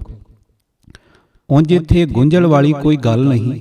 ਜਿਨ੍ਹਾਂ ਸੱਜਣਾਂ ਨੇ ਸਾਡੀ ਇਸ ਸਾਰੀ ਵਿਚਾਰ ਨੂੰ ਗਹੁ ਨਾਲ ਪੜ੍ਹਿਆ ਹੈ, ਉਹ ਜਾਣਦੇ ਹਨ ਕਿ ਹਰੇਕ ਗੁਰ ਵਿਅਕਤੀ ਦੇ ਆਪਣੇ ਹੱਥਾਂ ਦੀ ਲਿਖੀ ਬਾਣੀ ਗੁਰੂ ਅਰਜਨ ਸਾਹਿਬ ਤੱਕ ਸਿਲਸਿਲੇਵਾਰ ਹਰੇਕ ਗੁਰੂ ਜੀ ਰਾਹੀਂ ਪਹੁੰਚ ਗਈ ਸੀ। ਗੁਰੂ ਨਾਨਕ ਸਾਹਿਬ ਜੀ ਦੀ ਇਕੱਠੀ ਕੀਤੀ ਹੋਈ ਭਗਤ ਬਾਣੀ ਵੀ ਨਾਲ ਹੀ ਸੀ। ਹਰੇਕ ਸ਼ਬਦ ਤੇ ਬਾਣੀ ਉੱਤੇ ਰਾਗ ਦਾ ਨਾਮ ਤਾਂ ਅੱਗੇ ਹੀ ਲਿਖਿਆ ਹੋਇਆ ਸੀ। ਗੁਰੂ ਅਰਜਨ ਸਾਹਿਬ ਨੇ ਉਸ ਸਾਰੀ ਲਿਖਤ ਨੂੰ ਰਾਗਵਾਰ ਕਰ ਲਿਆ। ਆਪਣੀ ਬਾਣੀ ਸਮੇਤ ਉਸ ਦੀ ਉਹ ਤਰਤੀਬ ਬਣਾ ਦਿੱਤੀ ਜੋ ਇਸ ਵੇਲੇ ਅਸੀਂ ਗੁਰੂ ਗ੍ਰੰਥ ਸਾਹਿਬ ਵਿੱਚ ਵੇਖ ਰਹੇ ਹਾਂ। ਬਸ ਭਾਈ ਗੁਰਦਾਸ ਜੀ ਨੇ ਇਸ ਤੋਂ ਉੱਤੋਂ ਆਦ ਬੀੜ ਦਾ ਉਤਾਰਾ ਕਰ ਲਿਆ। ਜਦੋਂ ਆਦ ਬੀੜ ਦੀ ਜਿਲਦ ਬੱਝ ਗਈ, ਭਾਈ ਬੰਨੋ ਦੇ ਲਖਾਰੀ ਵੀ ਬਾਕੀ ਰਹਿੰਦੀ ਮੂਲ ਬਾਣੀ ਦਾ ਉਤਾਰਾ ਉਸੇ ਹੀ ਮੂਲ ਤੋਂ ਕਰ ਸਕੇ ਜਿਸ ਤੋਂ ਭਾਈ ਗੁਰਦਾਸ ਜੀ ਨੇ ਕੀਤਾ ਸੀ। ਇੱਥੇ ਸਾਨੂੰ ਇਹ ਗੱਲ ਚੇਤੇ ਰਹਿਣੀ ਚਾਹੀਦੀ ਹੈ ਕਿ ਜਿਵੇਂ ਆਦ ਬੀੜ ਦਾ ਉਤਾਰਾ ਗੁਰੂ ਅਰਜਨ ਸਾਹਿਬ ਦੀ ਨਿਗਰਾਨੀ ਵਿੱਚ ਹੋ ਰਿਹਾ ਸੀ, ਉਸੇ ਤਰ੍ਹਾਂ ਭਾਈ ਬੰਨੋ ਵਾਲੀ ਬੀੜ ਦਾ ਉਤਾਰਾ ਵੀ ਪੂਰੀ ਨਿਗਰਾਨੀ ਵਿੱਚ ਹੋਇਆ। ਇੱਥੇ ਅੰਮ੍ਰਿਤਸਰ ਹੀ ਹੋਇਆ ਤੇ ਰਾਮਸਰ ਹੀ ਹੋਇਆ। ਨੰਬਰ 2, ਮਾਂਗਟ ਦੇ ਪੈਂਡਿਆਂ ਦੀ ਸਾਖੀ। ਪਿਛਲੇ ਅੰਕ ਵਿੱਚ ਅਸੀਂ ਵੇਖ ਆਏ ਹਾਂ ਕਿ ਆਦ ਬੀੜ ਤੋਂ ਪਹਿਲਾ ਉਤਾਰਾ ਅੰਮ੍ਰਿਤਸਰ ਵਿੱਚ ਹੀ ਹੋਇਆ ਸੀ। ਗੁਰੂ ਅਰਜਨ ਸਾਹਿਬ ਦੀ ਆਗਿਆ ਨਾਲ ਹੀ ਹੋਇਆ ਸੀ ਤੇ ਭਾਈ ਗੁਰਦਾਸ ਜੀ ਦੀ ਨਿਗਰਾਨੀ ਵਿੱਚ ਹੋਇਆ ਸੀ। ਪਰ ਹੈਰਾਨੀ ਵਾਲੀ ਗੱਲ ਇਹ ਹੈ ਕਿ ਮਾਂਗਟ ਤੇ ਰਾਹਾਂ ਵਿੱਚ ਬੀੜ ਦੇ ਉਤਾਰੇ ਵਾਲੀ ਕਹਾਣੀ ਕਿਵੇਂ ਚੱਲ ਪਈ। ਇਹ ਕੁੰਡੀ ਖੋਲ੍ਹਣ ਲਈ ਸਾਨੂੰ ਸਿੱਖ ਇਤਿਹਾਸਕਾਰਾਂ ਦਾ ਸਾਖੀਆਂ ਲਿਖਣ ਵਿੱਚ ਵਰਤਿਆ ਰਵੱਈਆ ਗਹੁ ਨਾਲ ਵਿਚਾਰਨਾ ਪਵੇਗਾ। ਜਿਨ੍ਹਾਂ ਨੇ ਪੰਥ ਦੀ ਇਤਨੀ ਵੱਡਮੁੱਲੀ ਤੇ ਨਿੱਘਰ ਸੇਵਾ ਕੀਤੀ, ਉਹਨਾਂ ਦੀ ਨੀਅਤ ਉੱਤੇ ਸ਼ੱਕ ਕਰਨਾ ਪਾਪ ਹੈ। ਪਰ ਇਉਂ ਜਾਪਦਾ ਹੈ ਕਿ ਇਹਨਾਂ ਸੱਜਣਾਂ ਦੀ ਵਿਦਿਆ ਦੀ ਨੀਂਹ ਪੁਰਾਣਕ ਸਾਖੀਆਂ ਉੱਤੇ ਬੱਝੀ ਹੋਈ ਸੀ। ਕਵੀਆਂ ਦੀ ਆਪਣੀ ਮਨ ਉਡਾਰੀ ਨੇ ਵੀ ਸਹਾਇਤਾ ਕਰਨੀ ਹੋਈ ਅਤੇ ਇਹ ਗੱਲ ਅਸੰਭਵ ਨਹੀਂ ਰਹਿ ਜਾਂਦੀ ਕਿ ਸਾਖੀ ਨੂੰ ਮਨੋਰੰਜਕ ਬਣਾਉਂਦਿਆਂ ਸਾਖੀ ਦੇ ਅਸਲ ਇਤਿਹਾਸ ਦਾ ਸਾਹ ਹੀ ਘੁੱਟਿਆ ਜਾਏ। ਫਿਰ ਕਈ ਵਾਰੀ ਐਸਾ ਹੋ ਜਾਂਦਾ ਹੈ ਕਿ ਅਜਿਹੀਆਂ ਕਾਵ ਉਡਾਰੀਆਂ ਅਸਲ ਸਾਖੀ ਦੇ ਉਲਟ ਹੀ ਜਾਪਣ ਲੱਗ ਪੈਂਦੀਆਂ ਹਨ। ਸਾਡੇ ਇਤਿਹਾਸ ਨੇ ਲਿਖਿਆ ਹੈ ਕਿ ਜਦੋਂ ਦਿੱਲੀ ਗੁਰੂ ਹਰਕ੍ਰਿਸ਼ਨ ਸਾਹਿਬ ਜੋਤੀ ਜੋਤ ਸਮਾਉਣ ਲੱਗੇ ਤਾਂ ਸਿੱਖਾਂ ਨੇ ਪੁੱਛਿਆ ਕਿ ਸਾਨੂੰ ਕਿਸ ਦੇ ਲੜ ਲਾ ਕੇ ਚੱਲੇ ਹੋ। ਆਪ ਤੋਂ ਪਿੱਛੋਂ ਅਸਾਂ ਕਿਸ ਨੂੰ ਗੁਰੂ ਨਾਨਕ ਸਾਹਿਬ ਦੇ ਰੂਪ ਵਿੱਚ ਵੇਖਣਾ ਹੈ, ਜਿਸ ਨੇ ਸਾਡੀ ਬਾਹ ਫੜਨੀ ਹੈ। ਸਿੱਖਾਂ ਦੇ ਇਸ ਪ੍ਰਸ਼ਨ ਦਾ ਉੱਤਰ ਸਤਿਗੁਰੂ ਜੀ ਨੇ ਤਾਂ ਇਹ ਦਿੱਤਾ ਕਿ ਬਾਬਾ ਬਕਾਲੇ ਹੈ। ਤੁਸੀਂ ਇਸ ਨੂੰ ਵਾਲ ਦੀ ਖੱਲ ਲਾਉਣੀ ਆਖੋ ਚਾਹੇ ਕੁਝ ਹੋਰ ਆਖੋ, ਪਰ ਆਸ਼ਕਾਂ ਦੇ ਦਿਲ ਦੀਆਂ ਤਰਬਾਂ ਬੜੀਆਂ ਨਾਜ਼ੁਕ ਹੋਇਆ ਕਰਦੀਆਂ ਹਨ।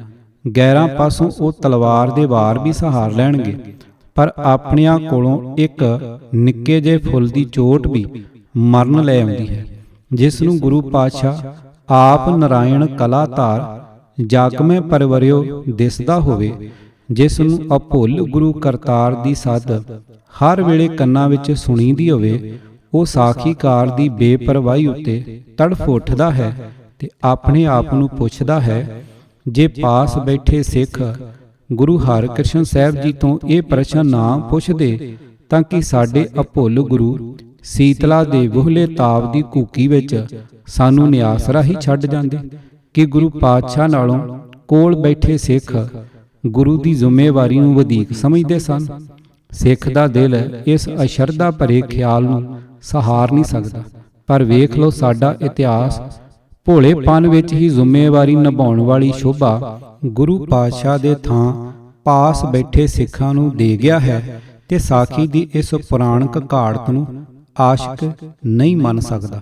ਸਾਡੇ ਇਤਿਹਾਸ ਨੇ ਬੜੇ ਹੀ ਰੰਗੀਲੇ ਲਫ਼ਜ਼ਾਂ ਵਿੱਚ ਪੱਟੀ ਦੇ ਇੱਕ ਕਾਰਦਾਰ ਦੀ ਕਹਾਣੀ ਲਿਖੀ ਹੈ ਕਿ ਕਿਵੇਂ ਛਿੱਬੇ ਪੈ ਕੇ ਉਸ ਨੇ ਸਭ ਤੋਂ ਛੋਟੀ ਲੜਕੀ ਨੂੰ ਇੱਕ ਕੋਹੜੇ ਨਾਲ ਵਿਆਹ ਦਿੱਤਾ। ਉਹ ਲੜਕੀ ਆਪਣੇ ਕੋਹੜੇ ਖਸਮ ਨੂੰ ਟੋਕਰੇ ਵਿੱਚ ਪਾ ਕੇ ਪਿੰਡ ਟੋਕਰ ਮੰਗ ਕੇ ਨਿਰਵਾਹ ਕਰਦੀ ਫਿਰੀ। ਦੇਵਨੀਤ ਨਾਲ ਉਹ ਇੱਥੇ ਪਹੁੰਚੀ ਜਿੱਥੇ ਹੁਣ ਦੁੱਖ ਭੰਜਨੀ ਗੁਰਦੁਆਰਾ ਹੈ। ਇੱਥੇ ਤਦੋਂ ਜੰਗਲ ਸੀ ਤੇ ਰੁੱਖਾਂ ਦੇ ਝੁੰਡ ਵਿੱਚ ਇੱਕ ਟੋਭਾ ਸੀ ਪਾਣੀ ਦਾ। ਇਸ ਦੇ ਕੰਢੇ ਉੱਤੇ ਉਸ ਸੁਸ਼ੀਲ ਕੰਨਿਆ ਨੇ ਆਪਣਾ ਟੋਕਰਾ ਲਾਇਆ ਤੇ ਆਪ ਕਿਤੋਂ ਰੋਟੀ ਮੰਗਣ ਲਈ ਚਲੇ ਗਏ। ਫਿਰ ਅਗਾਂਹ ਇੱਕ ਕਾਂ ਦਾ ਟੋਭੇ ਵਿੱਚੋਂ ਨਹਾ ਕੇ ਹੰਸ ਬਣ ਜਾਣਾ ਤੇ ਉਸ ਕੋੜੇ ਦਾ ਉਸ ਟੋਭੇ ਵਿੱਚੋਂ ਕੋੜ ਹਟ ਜਾਣਾ। ਇਹ ਸਾਖੀ ਹਰੇਕ ਸਿੱਖ ਨੇ ਇੱਕ ਵਾਰੀ ਨਹੀਂ ਸੈਂਕੜੇ ਵਾਰੀ ਸੁਣੀ ਹੋਈ ਹੈ। ਕਿਸੇ ਮਿੱਠ ਬੋਲੇ ਪ੍ਰਚਾਰਕ ਤੋਂ ਸੁਣੀ ਇਹ ਸਾਖੀ ਵੈਰਾਗ ਦੀ ਕਾਗ ਲੈ ਆਉਂਦੀ ਹੈ, ਪਰ ਆਸ਼ਿਕ ਦਾ ਦਿਲ ਇੱਥੇ ਵੀ ਧੱਕ ਧੱਕ ਕਰ ਉੱਠਦਾ ਹੈ।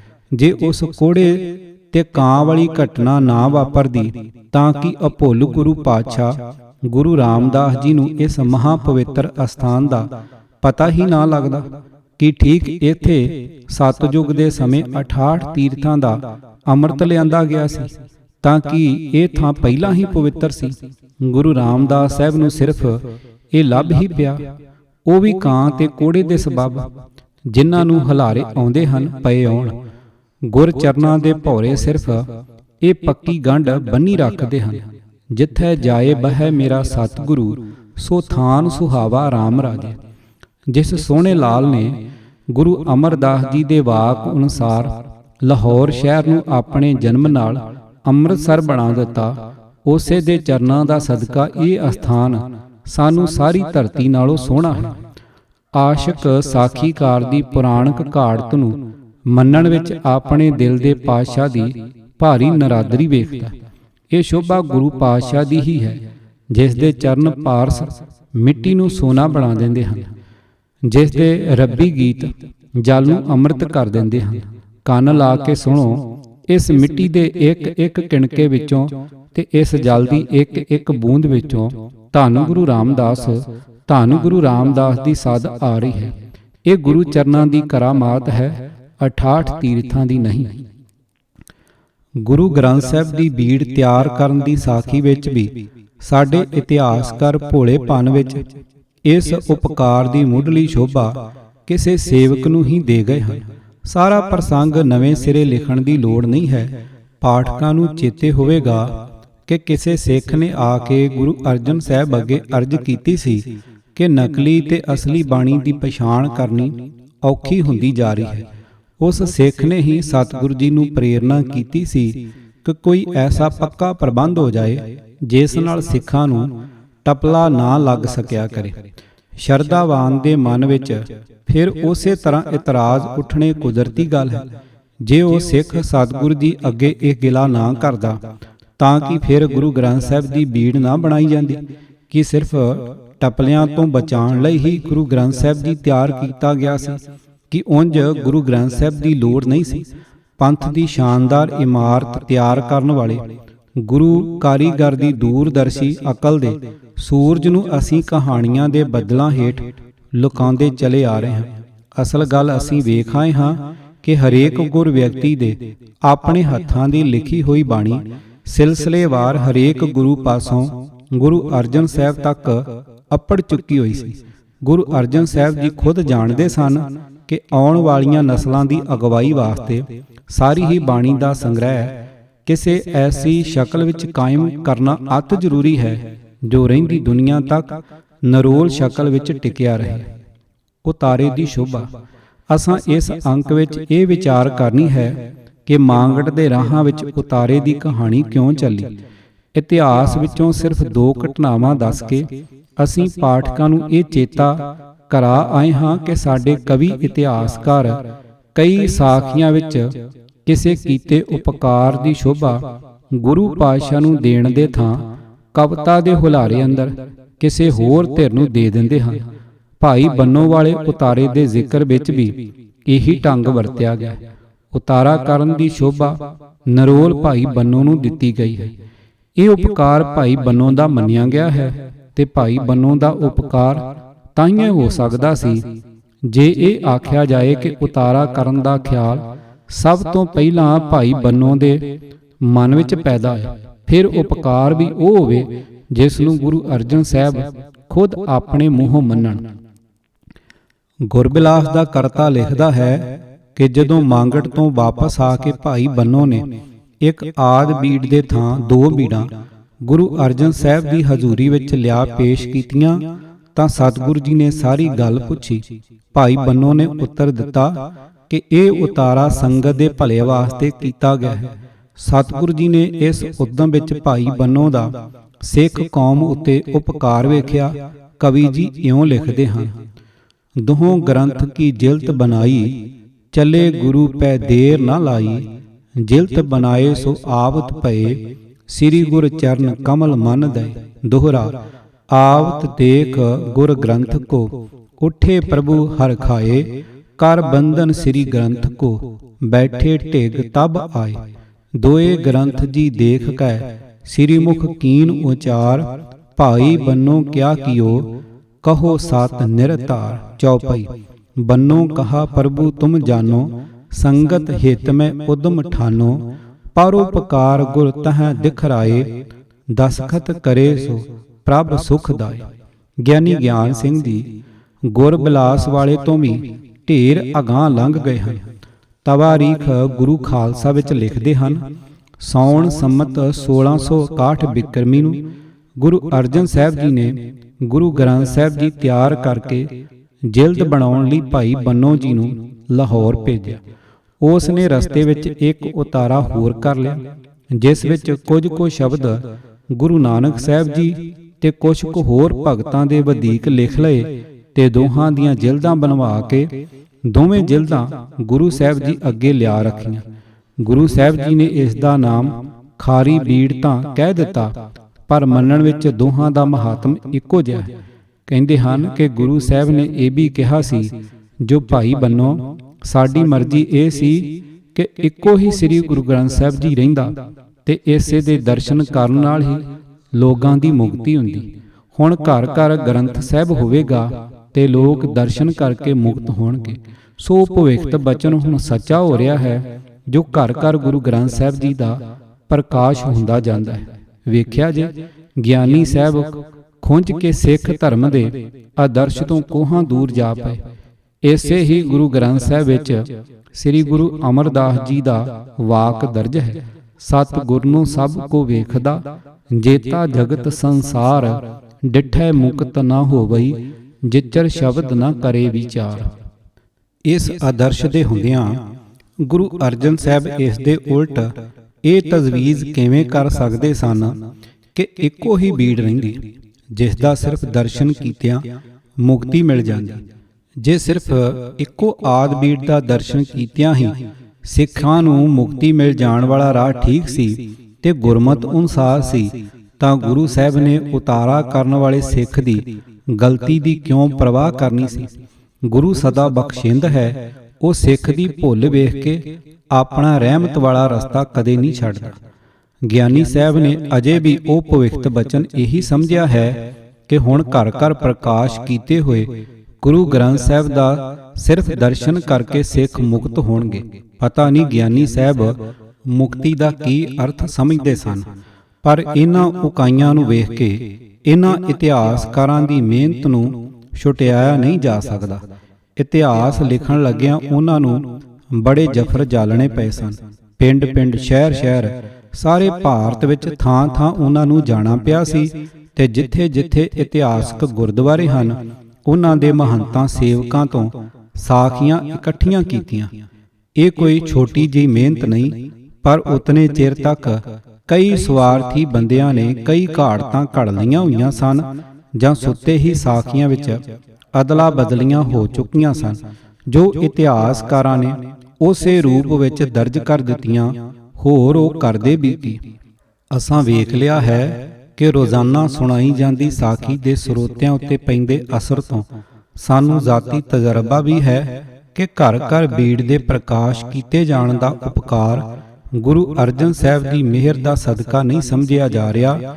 ਇਹ ਭਾਈ ਬੰਨੋ ਦਾ ਉਪਕਾਰ ਸਮਝਿਆ ਜਾਂਦਾ ਹੈ, ਕਿਉਂਕਿ ਭਾਈ ਬੰਨੋ ਨੇ ਤਾਂ ਇਹ ਉਪਕਾਰ ਕਰਨ ਲਈ ਸਤਿਗੁਰੂ ਜੀ ਦੀ ਨਾਰਾਜ਼ਗੀ ਦਾ ਖਤਰਾ ਵੀ ਸਹੇੜ ਲਿਆ ਸੀ। ਭਾਈ ਬੰਨੋ ਜੀ ਦਾ ਇਹ ਉਪਕਾਰ ਵੀ ਕੋਈ ਛੋਟਾ ਜਿਹਾ ਉਪਕਾਰ ਨਹੀਂ ਹੈ। ਜੇ ਭਾਈ ਬੰਨੋ ਹੌਸਲਾ ਨਾ ਕਰਦਾ ਤਾਂ ਅੱਜ ਕਿਵੇਂ ਹੁੰਦੇ ਬਾਣੀ ਦੇ ਪ੍ਰਚਾਰ। ਕਿੱਥੋਂ ਵੇਖ ਕੇ ਸਿੱਖ ਪੜ੍ਹਦੇ ਬਾਣੀ। ਜਿਹੜੇ ਧਾਰਮਿਕ ਆਗੂ ਸਿੱਖ ਨੌਜਵਾਨਾਂ ਦੀ ਔਕੜ ਨੂੰ ਅੱਖੋਂ ਓਹਲੇ ਕਰਕੇ ਅਜੇ ਤੱਕ ਗੁਰੂ ਗ੍ਰੰਥ ਸਾਹਿਬ ਦਾ ਪਦ ਛੇਦਣ ਛਾਪਣ ਦੀ ਆਗਿਆ ਦੇਣ ਨੂੰ ਤਿਆਰ ਨਹੀਂ ਹਨ, ਉਹ ਆਦ ਬੀੜ ਤੋਂ ਹੋਰ ਉਤਾਰੇ ਕਰਨ ਦੀ ਤੇ ਛਾਪਣ ਦੀ ਇਜਾਜ਼ਤ ਕਿਉਂ ਦਿੰਦੇ? ਦੁਨੀਆ ਵਿੱਚ ਕੋਈ ਹੋਰ ਵੀ ਮਨੁੱਖ ਇਹ ਪਤਾ ਨਾ ਕਰ ਸਕਦਾ ਕਿ ਸਿੱਖ ਧਰਮ ਕੀ ਹੈ। ਜੀਵਨ ਹੁਲਾਰੇ ਲਿਆਉਣ ਵਾਲੀ, ਮੋਇਆਂ ਨੂੰ ਜਿੰਦ ਦੇਣ ਵਾਲੀ ਇਹ ਅਰਸ਼ੀ ਬਾਣੀ ਸ੍ਰੀ ਦਰਬਾਰ ਸਾਹਿਬ ਵਾਲੀ ਇੱਕੋ ਇੱਕ ਆਦ ਬੀੜ ਵਿੱਚ ਸਦਾ ਲਈ ਗੁਪਤ ਟਿਕੀ ਰਹਿੰਦੀ। ਜੇ ਗੁਰੂ ਅਰਜਨ ਸਾਹਿਬ ਦੀ ਅਸਲ ਮਰਜ਼ੀ ਸਿਰੇ ਚੜ੍ਹ ਜਾਂਦੀ ਤਾਂ ਗੁਰਬਾਣੀ ਤੋਂ ਵਾਂਝੇ ਰਹਿ ਕੇ ਜੋ ਘਾਟ ਦੁਨੀਆ ਨੂੰ ਪੈਂਦੀ ਉਸ ਦਾ ਅੰਦਾਜ਼ਾ ਬਾਣੀ ਦੇ ਰਸੀਏ ਹੀ ਲਾ ਸਕਦੇ ਹਨ। ਭਾਈ ਬੰਨੋ ਦਾ ਸਦਕਾ ਗੁਰਬਾਣੀ ਇਸ ਜੱਗ ਮੈਂ ਚਾਨਣ ਨੇ ਮਾਇਆ ਦੇ ਹਨੇਰੇ ਵਿੱਚ ਠੇਡੇ ਖਾਂਦੇ ਮਨਾਂ ਨੂੰ ਰੌਸ਼ਨੀ ਬਖਸ਼ੀ। ਇਹ ਉਪਕਾਰ ਛੋਟਾ ਜਿਹਾ ਉਪਕਾਰ ਨਹੀਂ ਸੀ। ਕਿਤਾਬ ਆਦਬੀੜ ਬਾਰੇ ਲੇਖਕ ਪ੍ਰੋਫੈਸਰ ਸਾਹਿਬ ਸਿੰਘ, ਭਾਗ 5ਵਾਂ, ਆਵਾਜ਼ ਗੁਰਜੰਟ ਸਿੰਘ ਰੂਪੋਵਾਲੀ। ਪੂਰੀ ਕਿਤਾਬ ਸੁਣਨ ਲਈ YouTube channel Gurjant Singh Rupowali subscribe ਕਰੋ। ਵਾਹਿਗੁਰੂ ਜੀ ਕਾ ਖਾਲਸਾ, ਵਾਹਿਗੁਰੂ ਜੀ ਕੀ ਫਤਿਹ।